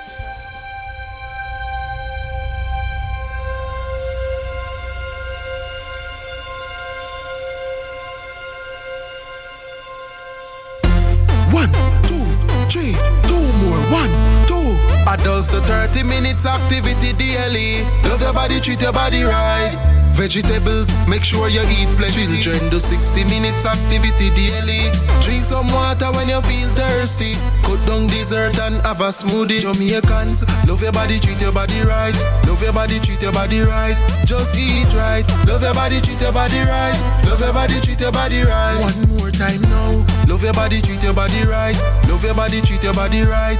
Just eat right. Love your body, treat your body right. Love your body, treat your body right. Listen up. Make sure you know your health status. Go a doctor and get up. Chronic disease can slowly creep up. We can lower the risk and live up if we just eat right and get moving. Jumping, running, dancing or skipping. Change the children, them lazy habit. Make them play out the door and put down the tablet. Jamaicans, love your body, treat your body right. Love your body, treat your body right. Just eat right. Love your body, treat your body right. Love your body, treat your body right. Jamaica get moving. Love your body, treat your body right. Love your body, treat your body right. Just eat right. Love your body, treat your body right. Love your body, treat your body right. After 2, make me hear you say I love me. 1, 2. 1, 2. 1, 2.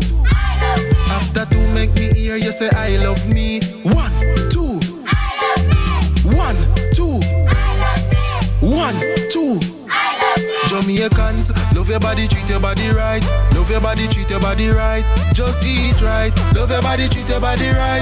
Love your body, treat your body right. One more time now. Love your body, treat your body right. Love your body, treat your body right. Just eat right. Love your body, treat your body right. Love your body, treat your body right. Jamaica get moving. Love your body, treat your body right. Love your body, treat your body right. Just eat right. Love your body, treat your body right. Love your body, treat your body right. One more time now. Love your body, treat your body right. Love your body, treat your body right. Just eat right. Love your body, treat your body right. Love your body, treat your body right. Listen up. love your body, treat your body right. Love your body, treat your body right.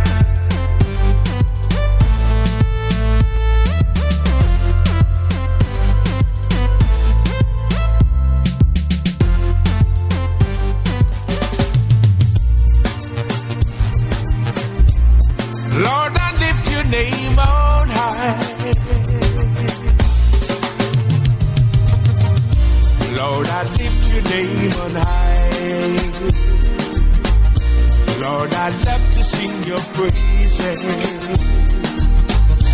I'm so glad you're in my life. I'm so glad you came to save us.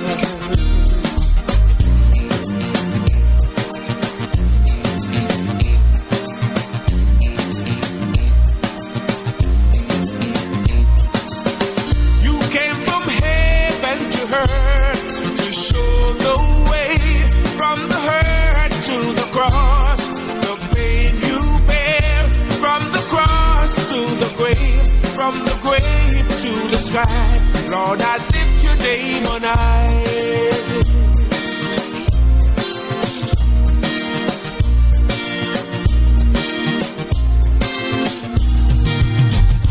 Lord, I lift your name on high. Lord, I love to sing your praises. I'm so glad you're in my life. I'm so glad you came to save us.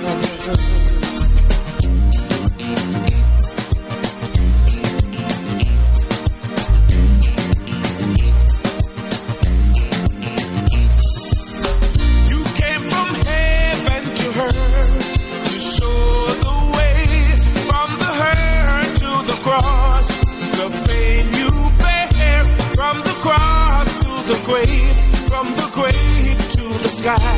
Lord, I lift your name on high. Lord, I lift your name on high.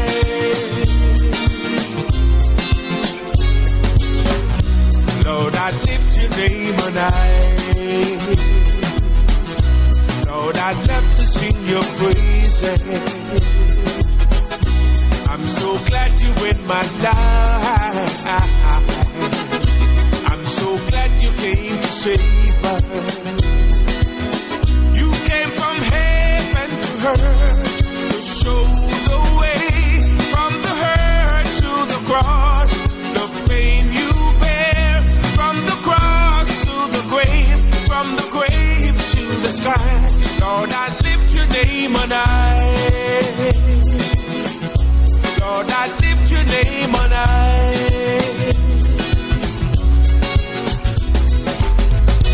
Lord, I lift your name on high. Lord, I'd love to sing your praises. I'm so glad you're in my life. I'm so glad you came to save us. It's a girl Shensia with a message to you from myself and the Ministry of Health and Wellness. Shen Yangs, everyone say wear a mask where the numbers drop. I don't want COVID, lay you down flat. Nose and mouth you fi cover up that. Oh oh, oh oh. Sanitizer, get hospitalized. Fight the virus, then fight for your life, yeah. Nobody talk about say you no response no more. Don't be reckless, cause you test say you not have it. You can still get the virus from somebody. Don't be reckless, cause you test say you not have it. You can still get the virus. So keep the numbers down. Protect yourself and the people you're around. COVID in town, 6 feet apart and 6 feet in the ground. Keep the numbers down. Protect yourself and the people you're around. COVID in town, 6 feet apart and 6 feet in the ground. Stay alive, stay alive, stay alive, stay alive, stay alive. My Redeemer, yeah. Yes, he lives forever, yeah.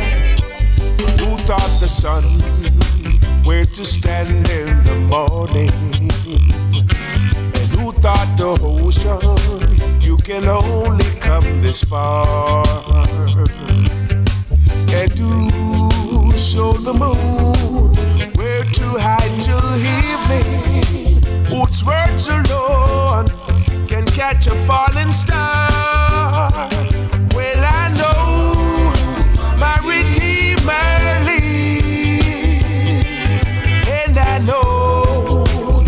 Redeemer live.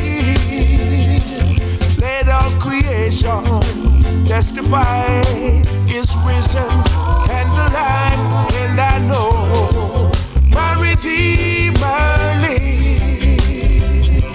The very same God that spins things in orbit runs to the weary, the warm and the weak. And the same gentle hands that hold me when I'm broken, they conquered after bringing victory. Yes, I know my Redeemer lives, and I know my Redeemer lives. Let all creation testify He is risen and alive, and I know my Redeemer, He lives to take away my sins, and He lives forever, I proclaim, to protect me from my sin. His most precious life He gave, but now He's alive. There's an empty grave, and I know my Redeemer lives. Yes, I know my Redeemer lives. Let all creation testify His life is magnified, and I know my Redeemer lives.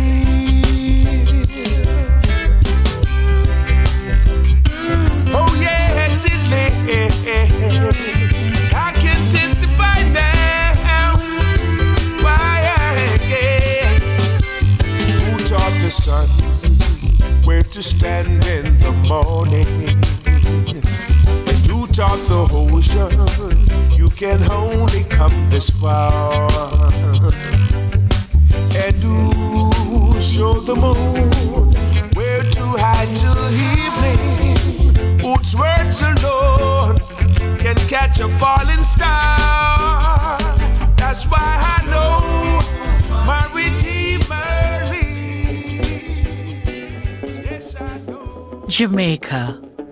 Best decision ever. Feel the sand between your toes and the gentle waves of the sea on your skin. Feel the warm Jamaican breeze lift your spirits and nourish your soul. Escape to exactly what makes your heart beat. You will love every moment. Jamaica, heartbeat of the world. Let's go. I've looked high and I've looked low. There's no one to compare to you. Climbed to the highest mountain, looked all around, couldn't find nobody. Yeah. Went down into the deepest valley, looked all around, couldn't find nobody. I went across the deep blue sea, couldn't find one to compare to your grace, your love, your mercy. Nobody greater than you. Lord of mercy, searched all over, couldn't find nobody.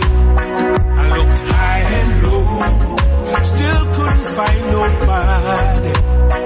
Nobody greater, nobody greater, nobody greater than you. Lord of mercy, searched all over, couldn't find nobody. I looked high and low, still couldn't find nobody. Nobody greater, nobody greater, nobody greater than you. Nobody greater, nobody greater, nobody greater than you.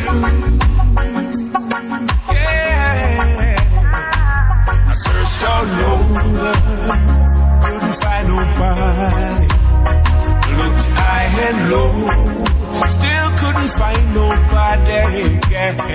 Nobody greater, nobody greater, nobody greater than you. Lord of mercy, nobody greater, nobody greater, nobody greater than you.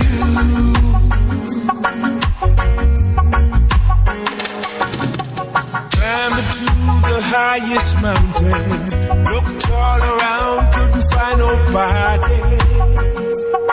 Yeah, went down into the deepest valley, looked all around, couldn't find nobody. I went across the deep blue sea, couldn't find one to compare to your grace, your love, your mercy. Nobody greater than you. Lord of mercy. Searched all over, couldn't find nobody.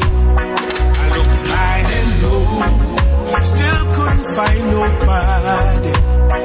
Nobody greater, nobody greater, nobody greater than you. Lord of mercy, searched all over, couldn't find nobody. I looked high and low. Keep the island clean, so clean. From the peaks to the beach, so clean. No dirty up Jamaica, please don't do it. Keep the island clean, so clean. From the peaks to the beach, so clean. No dirty up Jamaica, please don't do it. No dash, no paper, no dash, no plastic. Dispose your garbage responsibly. No know how to recycle, learn it quick. And if you drop it, better pick up every piece of it. Plastics last forever, don't forget the bits. Cause when them touch the street, them end up in the sea. Collect pan the reef where they fish them feed. And when you want seafood, I eat your eat. Keep the island clean, so clean. From the peaks to the beach, so clean. No dirty up Jamaica, please don't do it. No dirty up Jamaica, no dirty up Jamaica, no dirty up Jamaica, no dirty up Jamaica.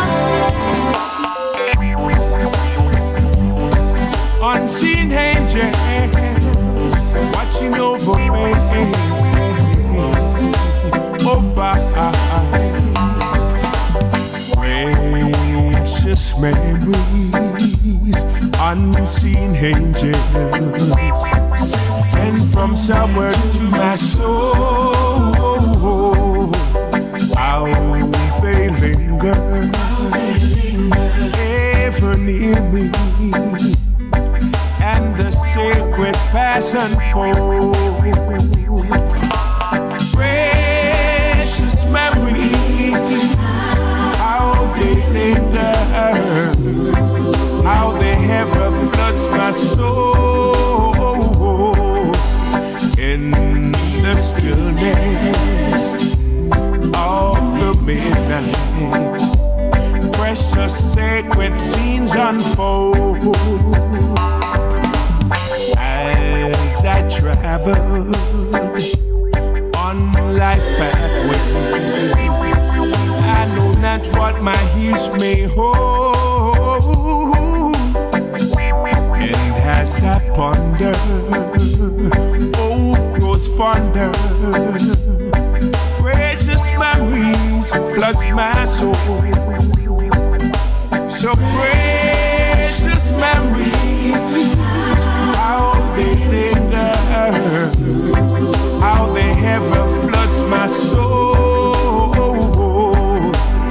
in the stillness of the midnight. Precious sacred scenes unfold. Precious memories, unseen angels sent from somewhere to my soul. How they linger,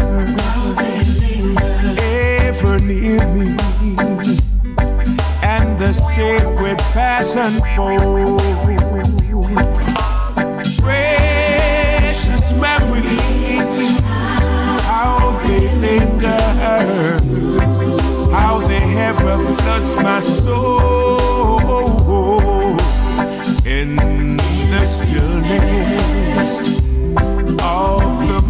midnight, precious sacred scenes unfold.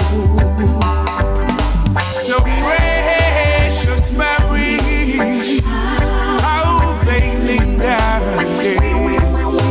how they ever floods my soul.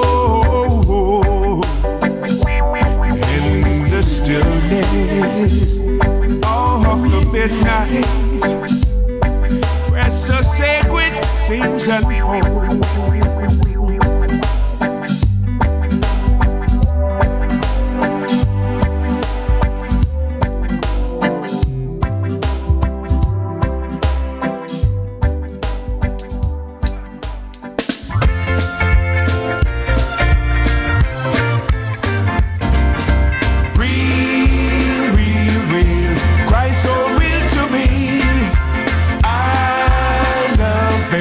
He gave me the victory.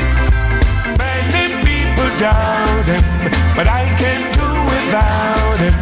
That is why I love him so. It's so real to me. Real, real, real. Christ so real to me. I love him because he gave me the victory.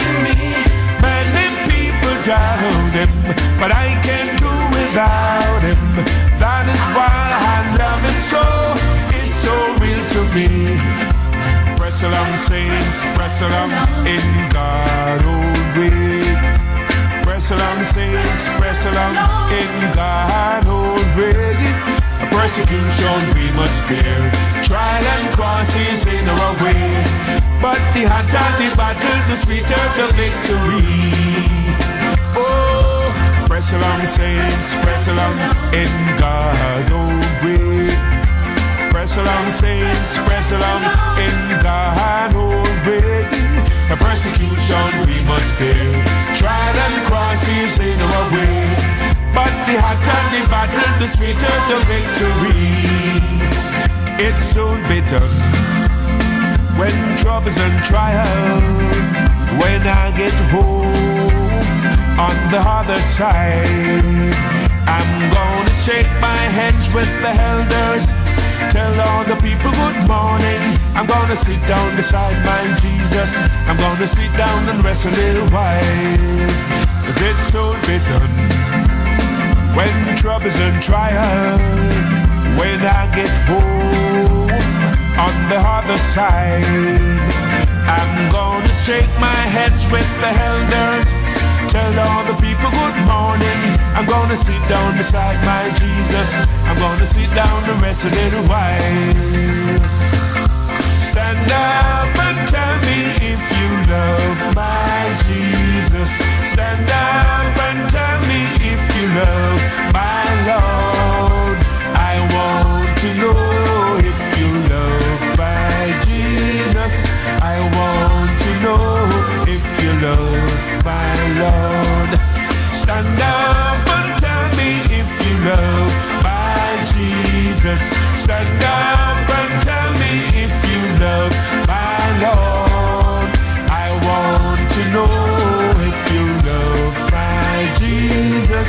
I want to know if you love my Lord. I love that man from Galilee,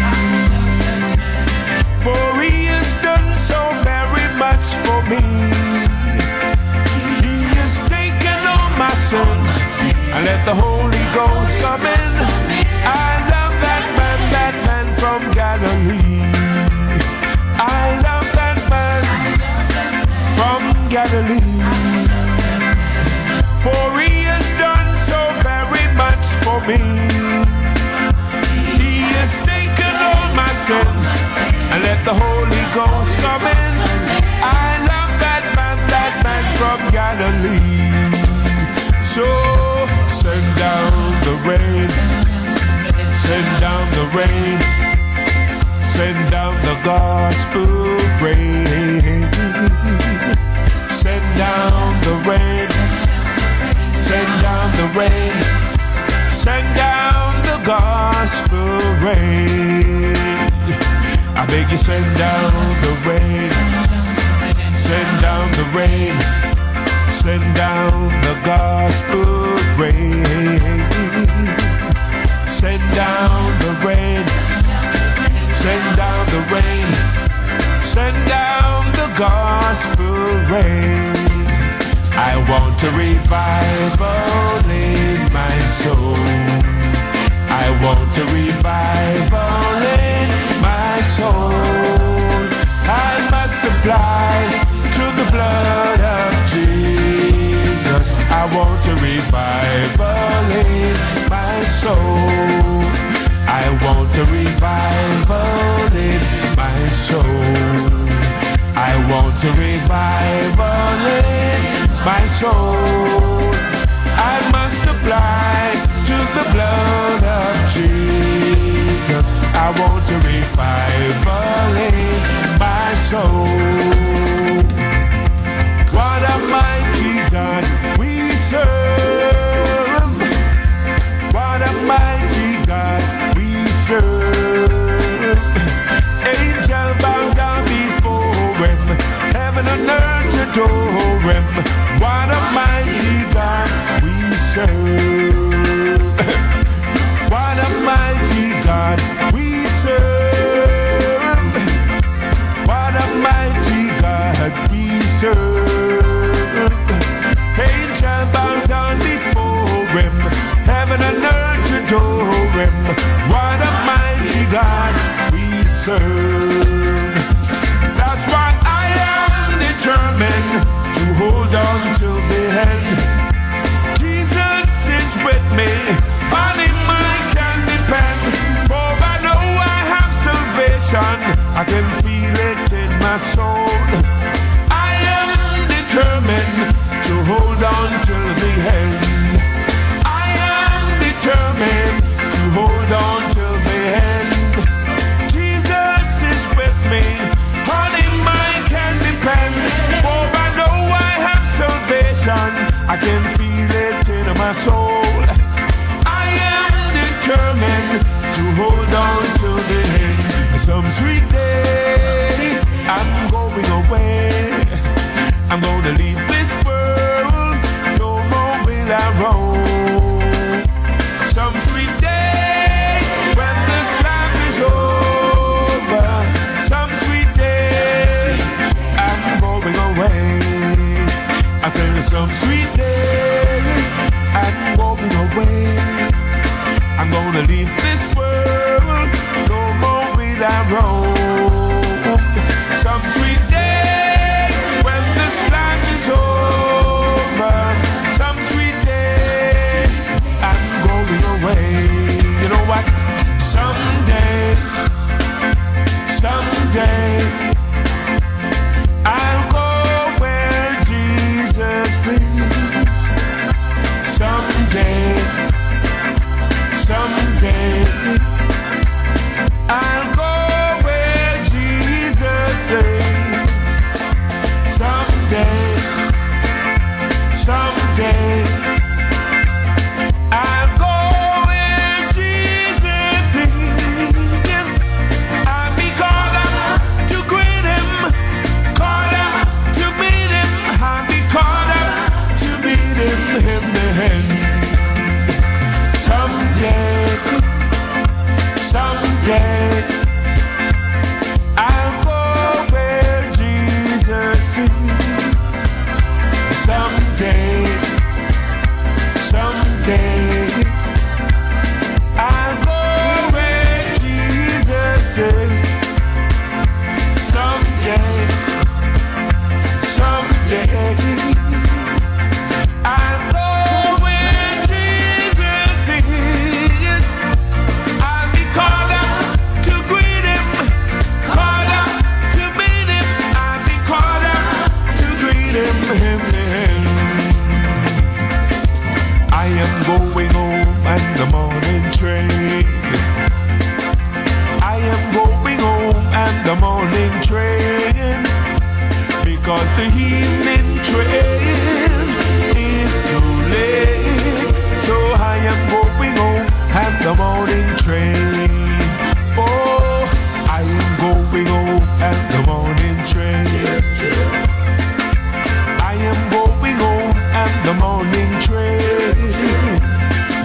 the evening train is too late, so I am going home at the morning train. Cause we shall have a grand time up in heaven. We shall have a grand time up in heaven, have a grand time. Singing with the angels, glory, hallelujah.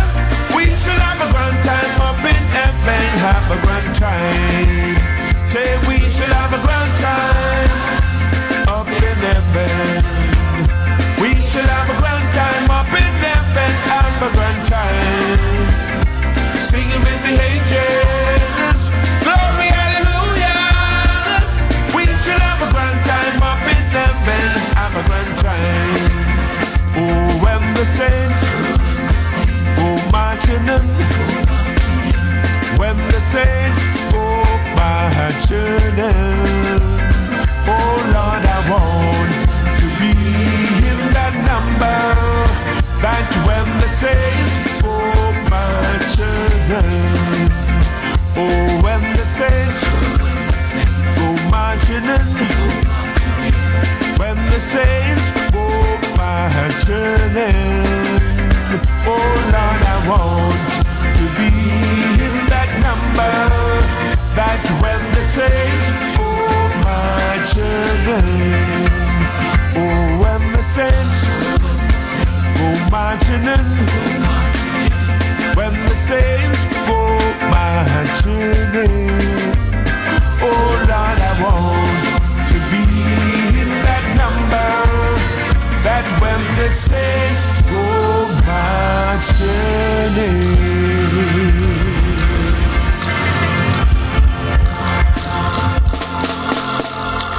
Do it for your best life, do it. Go check your HIV status, do it.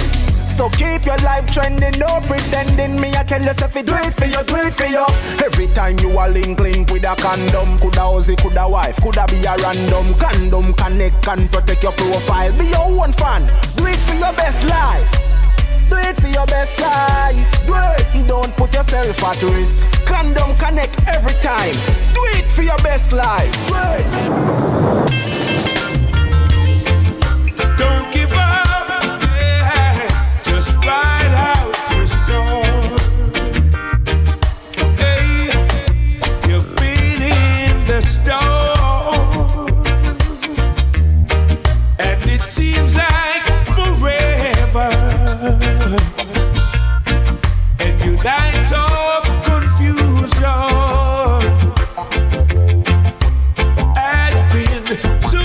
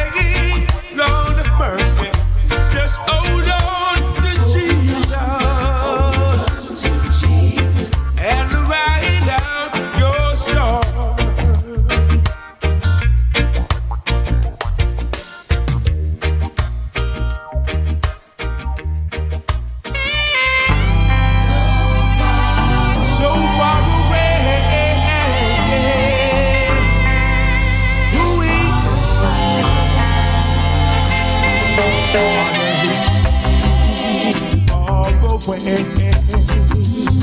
Stood and hold rugged cross, the emblem of suffering and shame. And I love that old cross where the Jewish and fast for a world of lost sinners was slain. Oh Lord, so I cherish the old rugged cross. Hold on till my trophy on the hurt I lay down. I will cling to the old rugged cross. Oh, now, yeah. And exchange it someday for a crown. Oh, now, yeah. On the old rugged cross, so despised by the world as a wondrous attraction to me.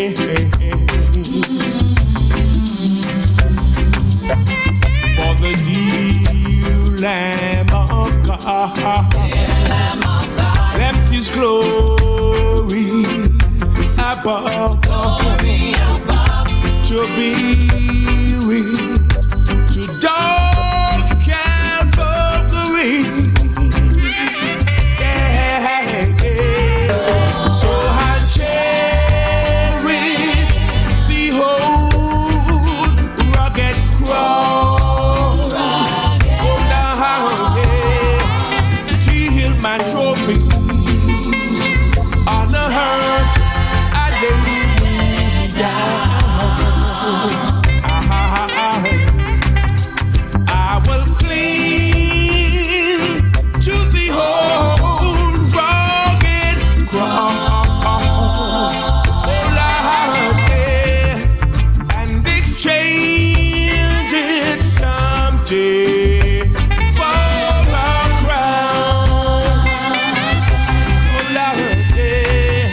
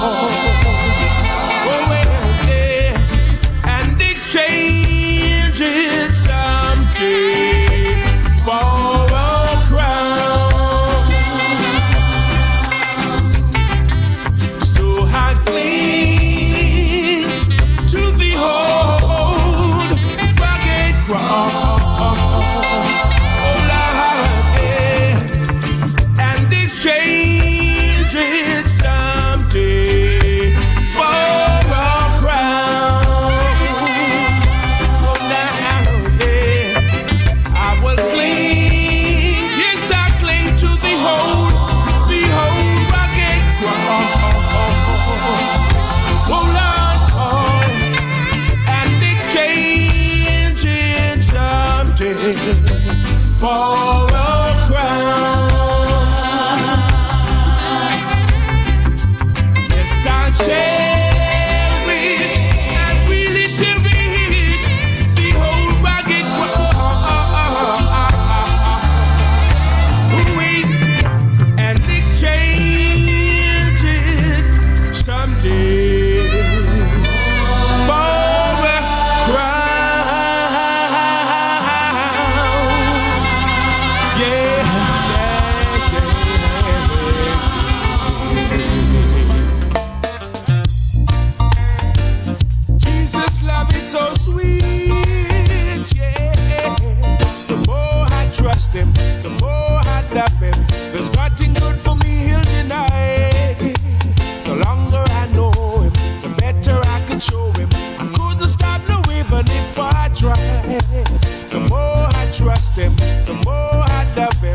There's nothing good for me he'll deny.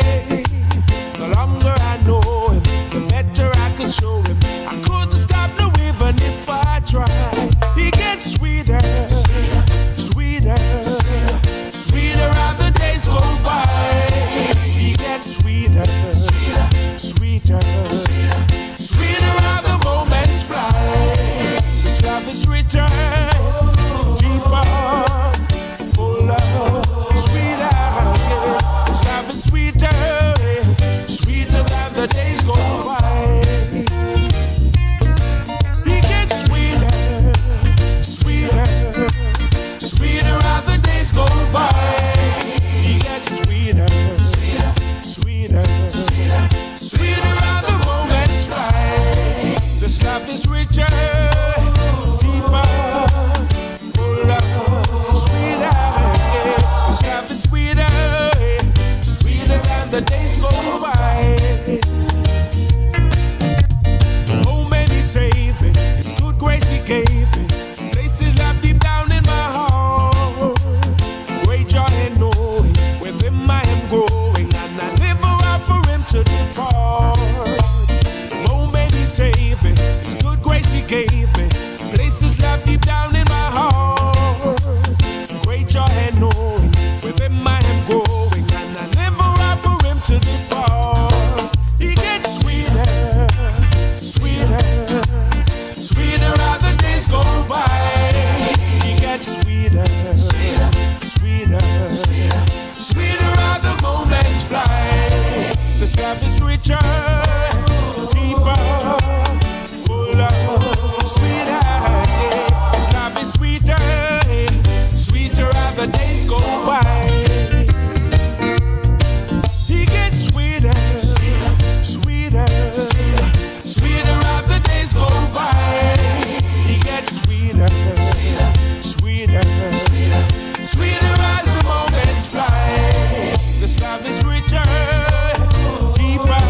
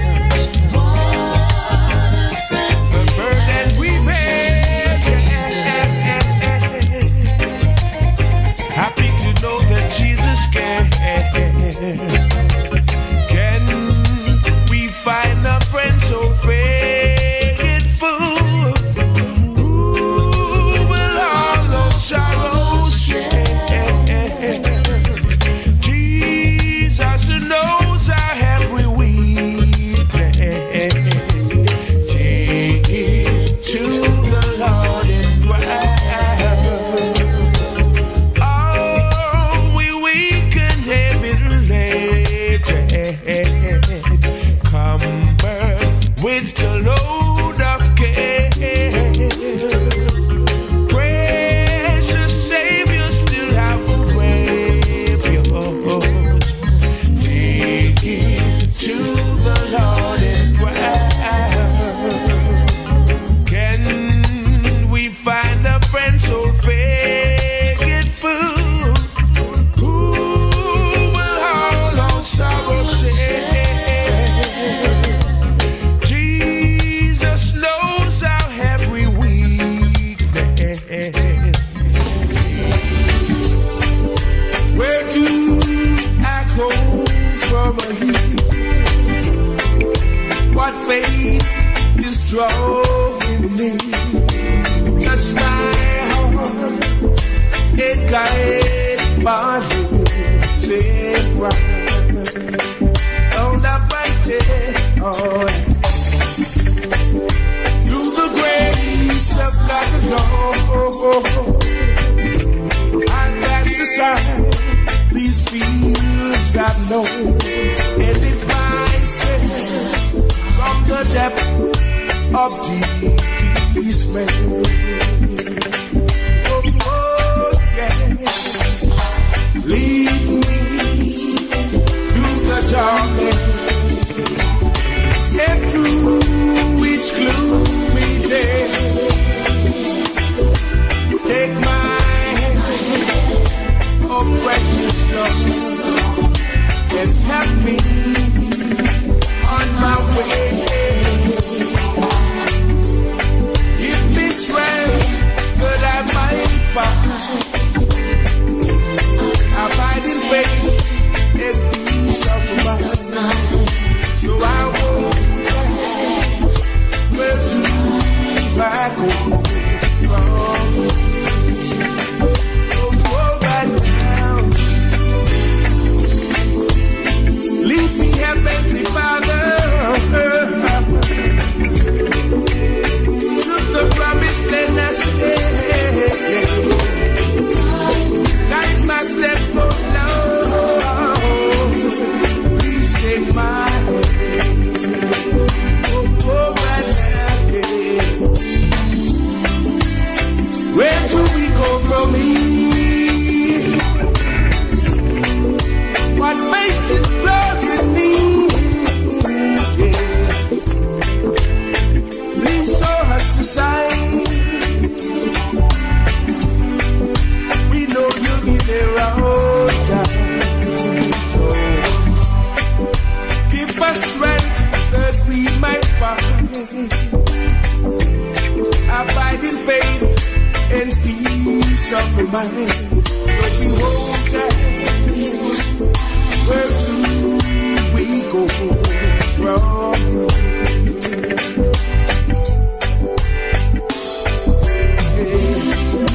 Lead me through the darkness and through each gloomy day. Take my hand, oh precious Lord, and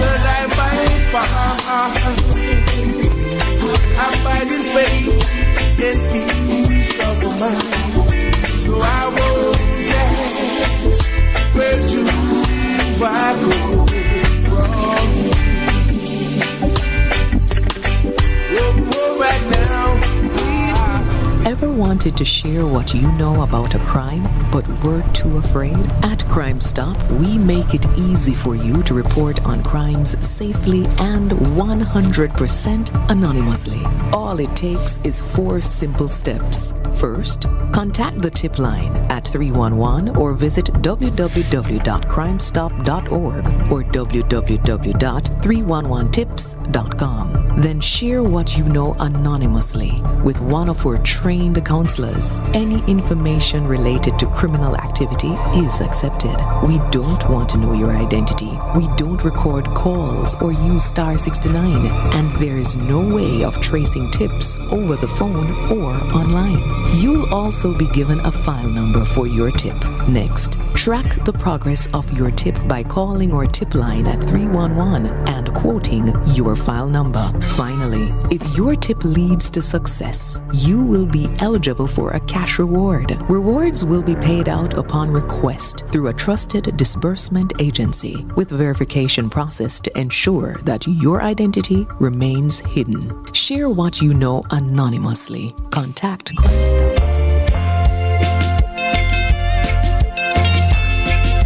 You're worthy to be praised.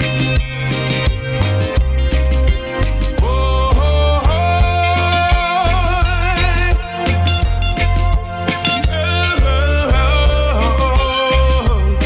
yeah.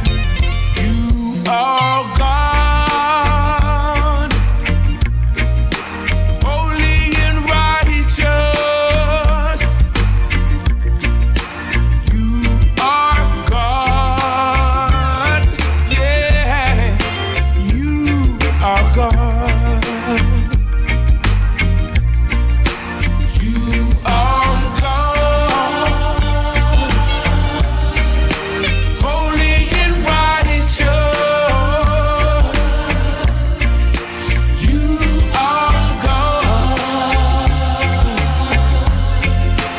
You are God. You're worthy to be praised for your mercy and grace. We worship your name. Your name remained the same. Yeah, you are God, holy and righteous. You are God, yeah. You are God. You are God, so holy and righteous. You are God. You are God. We lift up our hands and bow in your presence. We glorify your name, 'cause you're worthy to be praised. You are God, so holy and righteous. You are God. You are God. You are God, holy and righteous. You are God, the true and living God. Yeah, you are God.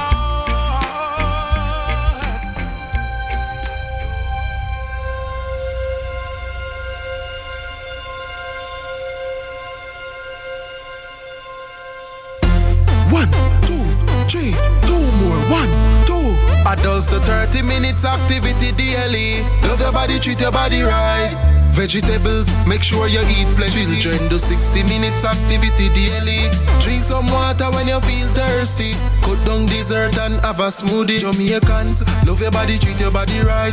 Love your body, treat your body right. Just eat right. Love your body, treat your body right. Love your body, treat your body right. One more time now. Love your body, treat your body right. Love your body, treat your body right. Just eat right. Love your body, treat your body right. Love your body, treat your body right. Listen up. Make sure you know your health status. Go a doctor and get a regular checkup.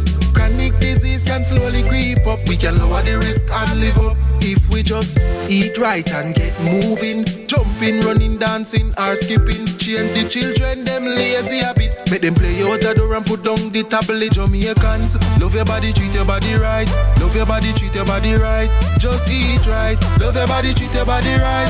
Love your body, treat your body right. Jamaica get moving. Love your body, treat your body right. Love your body, treat your body right. Just eat right. Love your body, treat your body right. Love your body, treat your body right. After two, make me hear you say I love me. 1, 2. I love me. 1, 2. I love me. 1, 2. I love me. After two, make me hear you say I love me. 1, 2. I love me. 1, 2. I love me. 1, 2. Jamaicans, love your body, treat your body right. Love your body, treat your body right. Just eat right. Love your body, treat your body right. Love your body, treat your body right. One more time now. Love your body, treat your body right. Love your body, treat your body right. Just eat right. Love your body, treat your body right. Love your body, treat your body right. Jamaica get moving. Love your body, treat your body right. Love your body, treat your body right. Just eat right. Love your body, treat your body right. Love your body, treat your body right. One more time now. Love your body, treat your body right. Love your body, treat your body right. Just eat right. Love your body, treat your body right. Love your body, treat your body right. Listen up. Love your body, treat your body right. Love your body, treat your body right.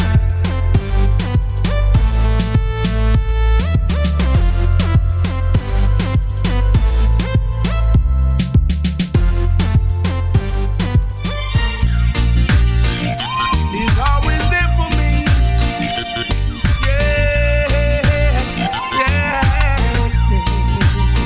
So no matter what the circumstances may be, no, God is always there for me. Yeah, through the sunshine or through the rain, through the pleasure or through the pain, God is always there for me. So I met this old man. He was so poor, didn't hold no bed, so we slept on the floor. He's always smiling, never heard him complain. He said I've proven God again and again. So no matter what the circumstances may be, God is always there for me. Yeah. Through the sunshine or through the rain, through the pleasure or through the pain, God is always there for me. No matter what the circumstances may be, yeah.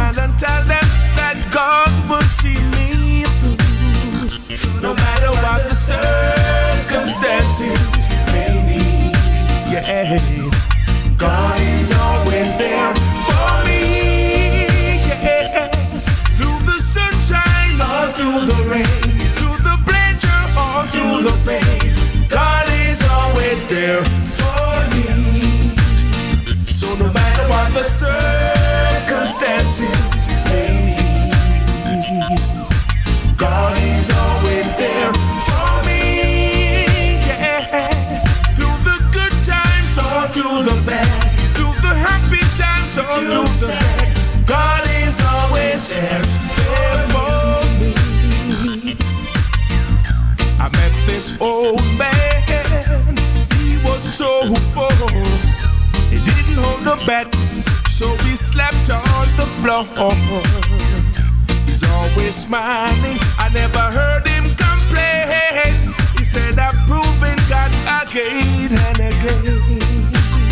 So no matter what the circumstances may be, God is always there for me. Yeah.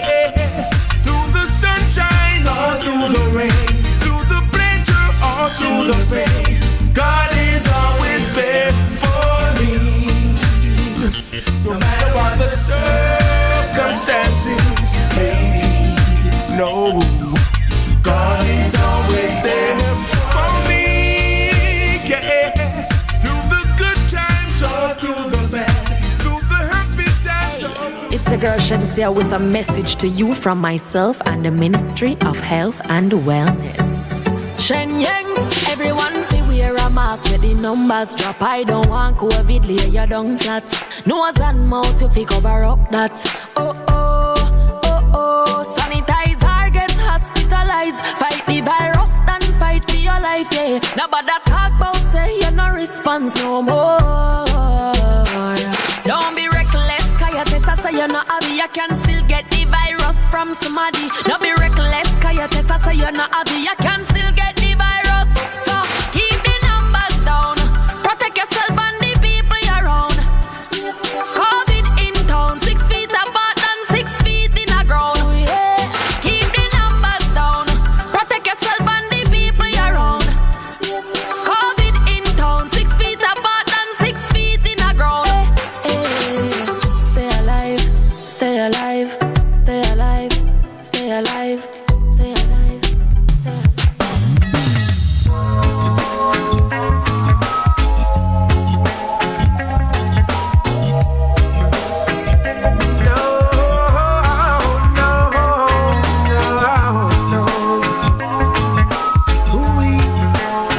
Lord Almighty,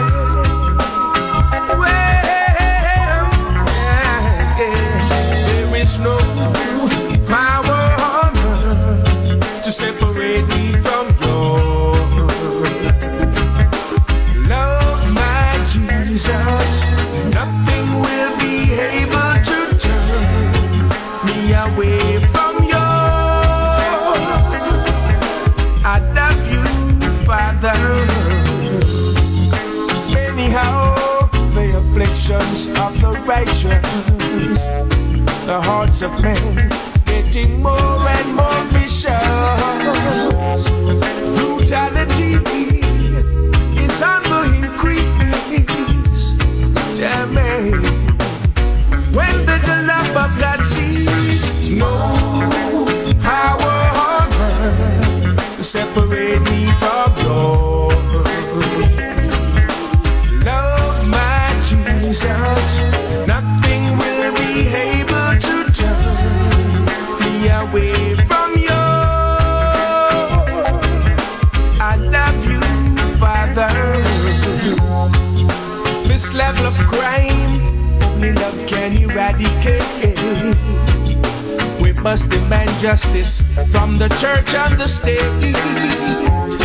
and confess to God all our evil ways, and He will give us so much better days when we show love to each and every brother.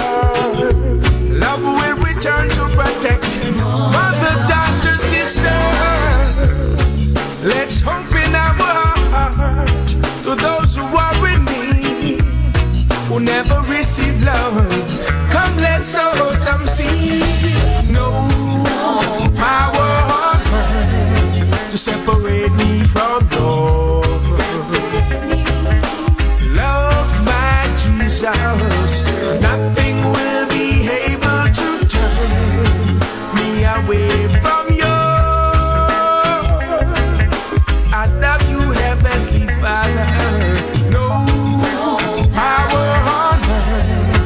to separate me from love. I love you, my Jesus. Nothing will be able to turn me away from you. No, no, no, no power on earth to separate me from you. No power, no, oh no, nothing will be able to turn me away from you. No, no, no power on earth. Jamaica. Best decision ever. Feel the sand between your toes and the gentle waves of the sea on your skin. Feel the warm Jamaican breeze lift your spirits and nourish your soul. Escape to exactly what makes your heart beat. You will love every moment. Jamaica, heartbeat of the world. Let's go.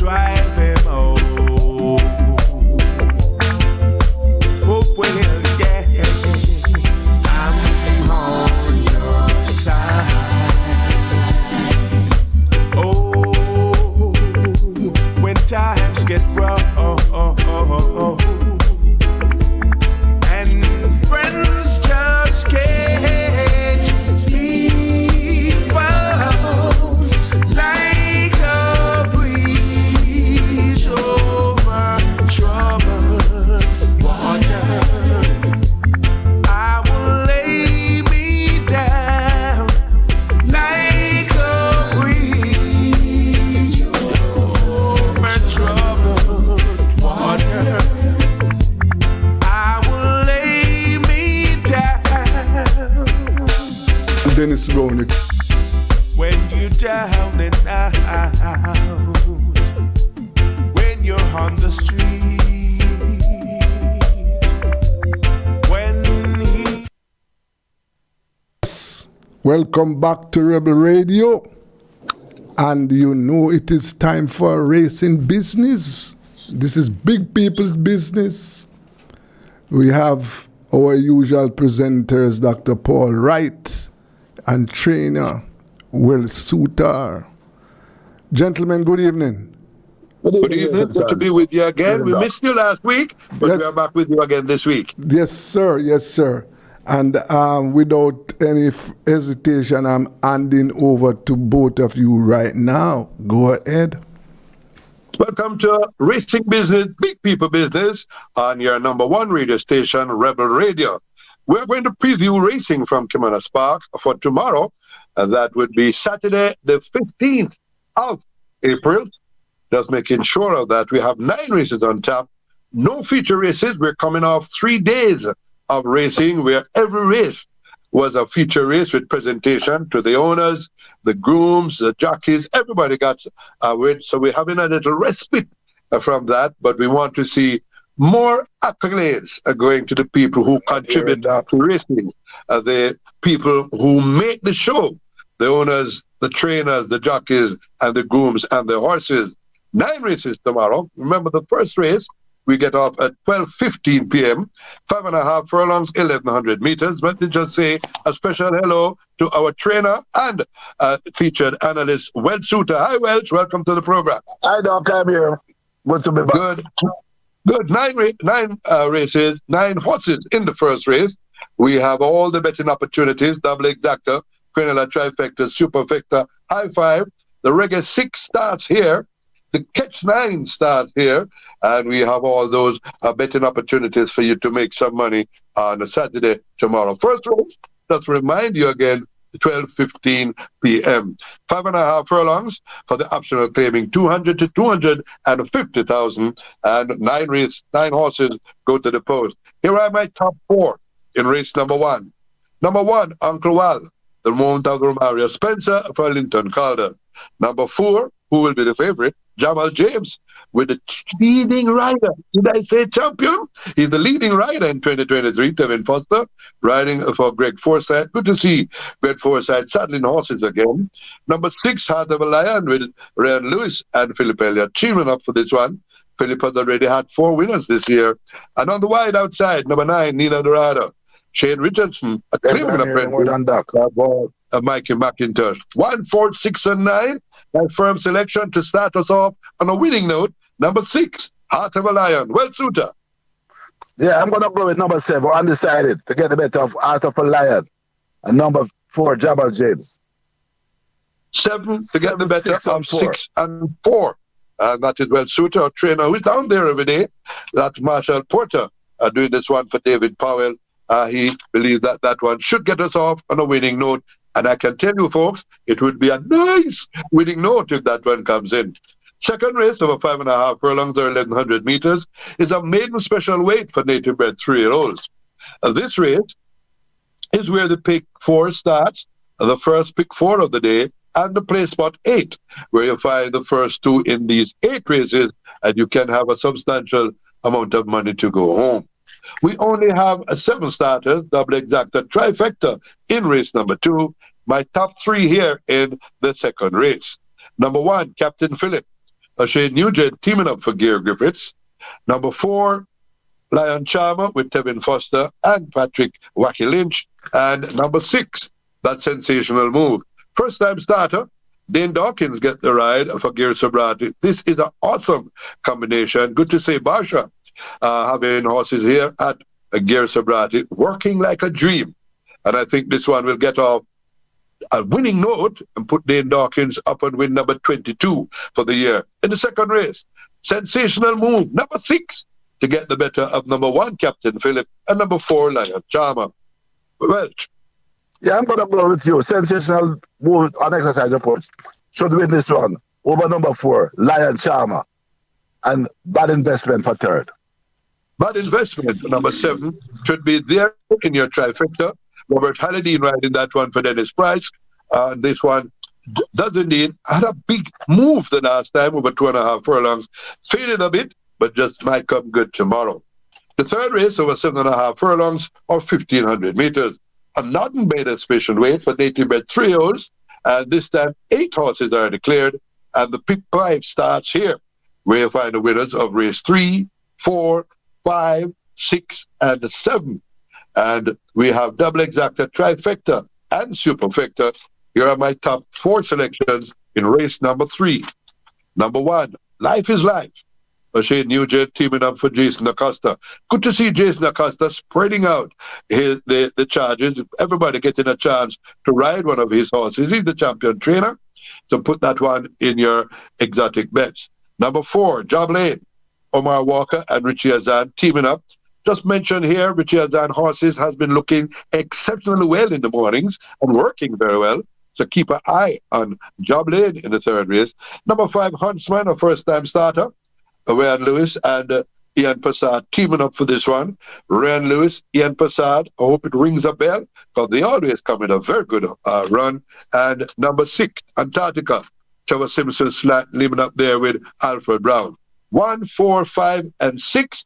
I believe that Job Lane, who has been working exceptionally well, and he has asked Omar Walker to ride this one for owners Naya. Richard Azan is the trainer. Number 4 for me to get the better of 1, 5, and 6. Welch. I'm going to go with number 5. I think 5 is a bank on exercise report. First time runner. 5, 1, 4. 5, 1, 4. I make a note of that. I will sing that this is a banker, because this one really has been working very well. And we know the combination of Ian Passard and Ryan Lewis is not a combination to be sniffed at. In the fourth race, 5 furlong straight, or 1,000 meters straight, only 8 horses declared. The Twilight 6 starts here.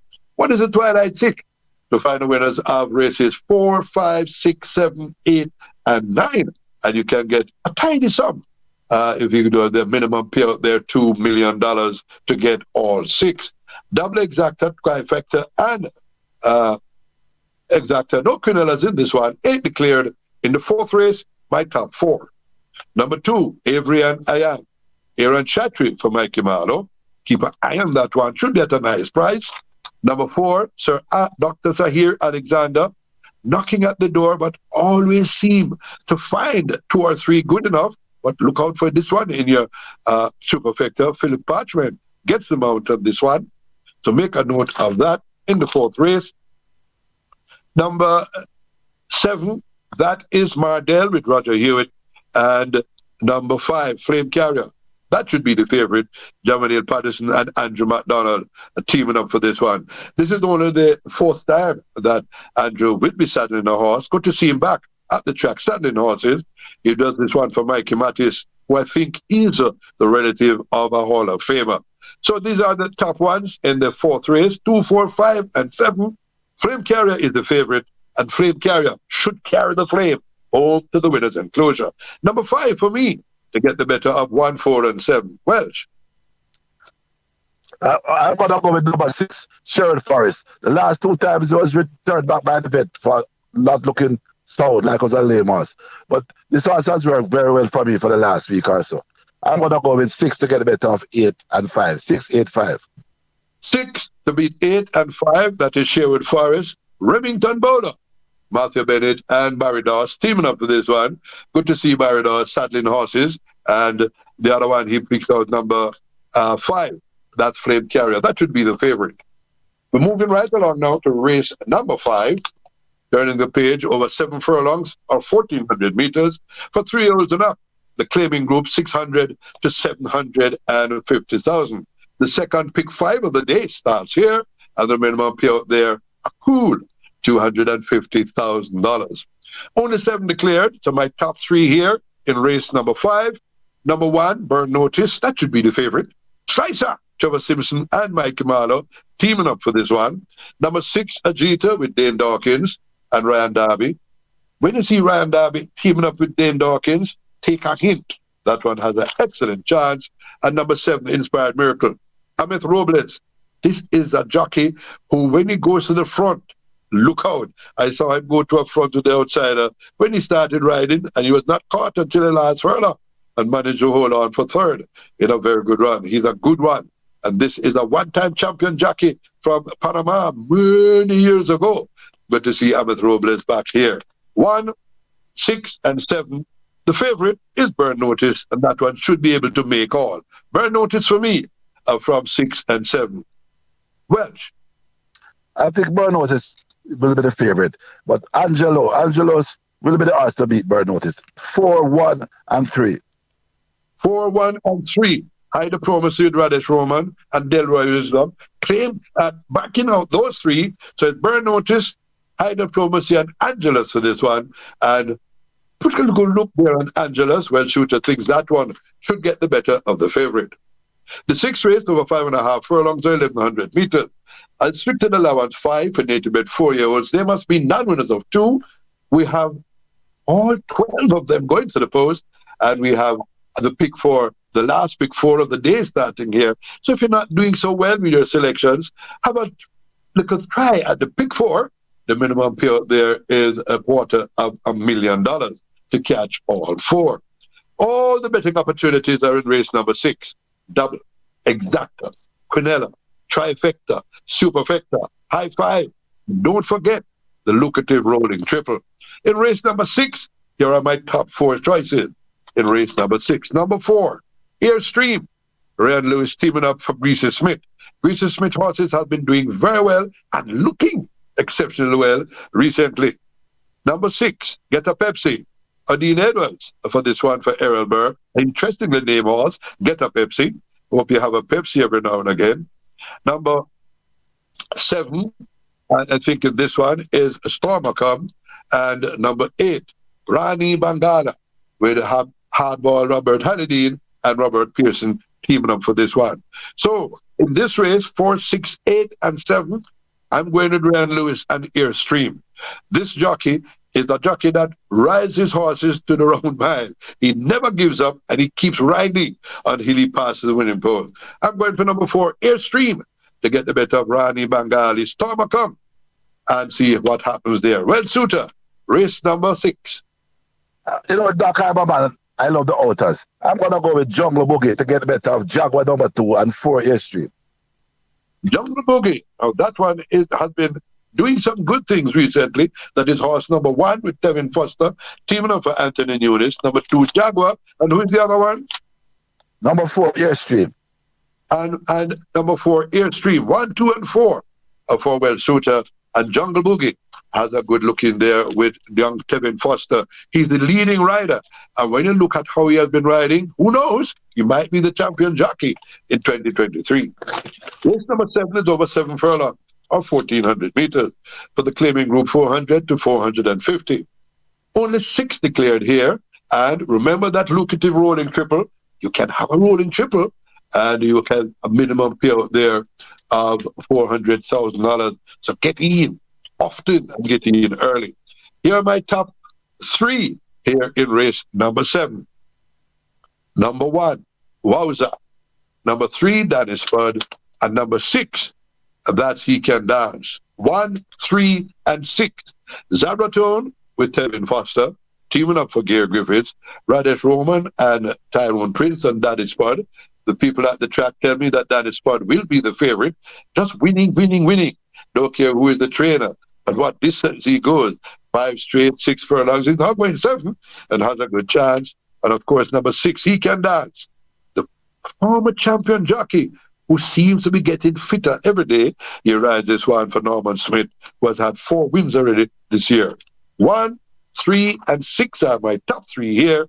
And in race number 7, I believe that Danny Spud is going to get the better of number 1 and number 6. But let's hear what Well Suitor thinks about race number 7. I'm going to go with the past class horse, Rowan Kabir. I like the choice of riders, Ryan Lewis. Okay. 4 over 2 and 5. 4, 2, 5. 4, 2, 5 in the 7 for Well Suitor. That is Ryan Lewis teaming up with Wacky Lynch. Number 2, Wowza. Ball Hannadine riding for Mikey Matich on the USA bed. Rouser in this one. And number 5, Green Gold Rush. Good to see Sadiki Blake getting rides. He is a veteran jockey and he knows pace. He rides this one for Dalton, Sergio. Dalton looking for his 2nd win. The 8th race on the program, the penultimate, is the Temperance Oaks Trophy. This one shows the overnight allowance horses going 6.5 furlongs or 1,300 meters. Temperance Oaks was a horse of the year owned by Lakeland Farms, and we honor Temperance Oaks in the 8th race tomorrow. 10 horses declared in the 6.5 furlong sprint, and here are my top 4 in race number 8. Number 3, Brinks. What a disappointing run the last time. Walked out the box, and I think that is what cost him the race. 57 kilos, up in weight here, but Brinks is as fit as anything, so look out for Brinks to run a good race. Number 7, Blue Vinyl. His old foe from the past, Javanil Patterson and Wacky Lynch. Number 9, Super Duper, Robert Hannadine and Jason Acosta. This one-time sprinter coming out here and going 6.5 furlongs. And the most expensive horse in the sale many years ago, not so long ago, 2 years ago, that is Outbidder. Ryan Lewis and Jason Acosta teaming up for this one. 3, 7, 9, and 10, I'm going to Brinks to make up for that poor start the last time, to get the better of Super Duper, Outbidder, and Blue Vinyl. Well, Suitor, race number 9. Yes, I think the run that Brinks got last week will do him the world of good for this. Wait a little bit longer. Brinks should win this race quite comfortable. But there is a horse by the name of Blue Vinyl who has worked very well this week, 48 to 4 furlongs. But he's on the fat side, so I'm going to go to Brinks to get the better of Blue Vinyl and Outbidder for 3rd. And Outbidder for 3rd. 3, 7, 10. Write down those numbers. Those are good trifecta numbers. Well Suitor giving you this one. The Dig Out Handicap, the 9th of 9 on the card tomorrow. 6.5 furlongs. Native bred 4-year-olds. They must be non-winners of 3. Imported ones, non-winners of 2. 11 starters. So we have all the betting opportunities except the double event. And here are my top 4 in the 9th and final, the Dig Out Handicap. Number 2, General Chief, Red Lewis and Spencer Chung. Number 3, Whiskey, Tevin Foster and Richard Azan. Number 9, that is Alexa's Secret, Hardball and Robert Pearson teaming up for this one. And number 10, the favorite, No More Deals, Anthony Thomas and Greasy Smith teaming up for this one. 2, 3, 9, and 10. The Cook Food Special for tomorrow. The one that will bring you happiness. Number 3, Whiskey, to get the better of General Chief. Number 9, Alexa's Dream. And number 10, the favorite, No More Deals. Well, Suter. Yeah, Whiskey ran last time in non-winner 4. This is non-winner 3. So Whiskey has actually dropped out in class. And that one was an exercise the last time. But Whiskey should be a very good horse here.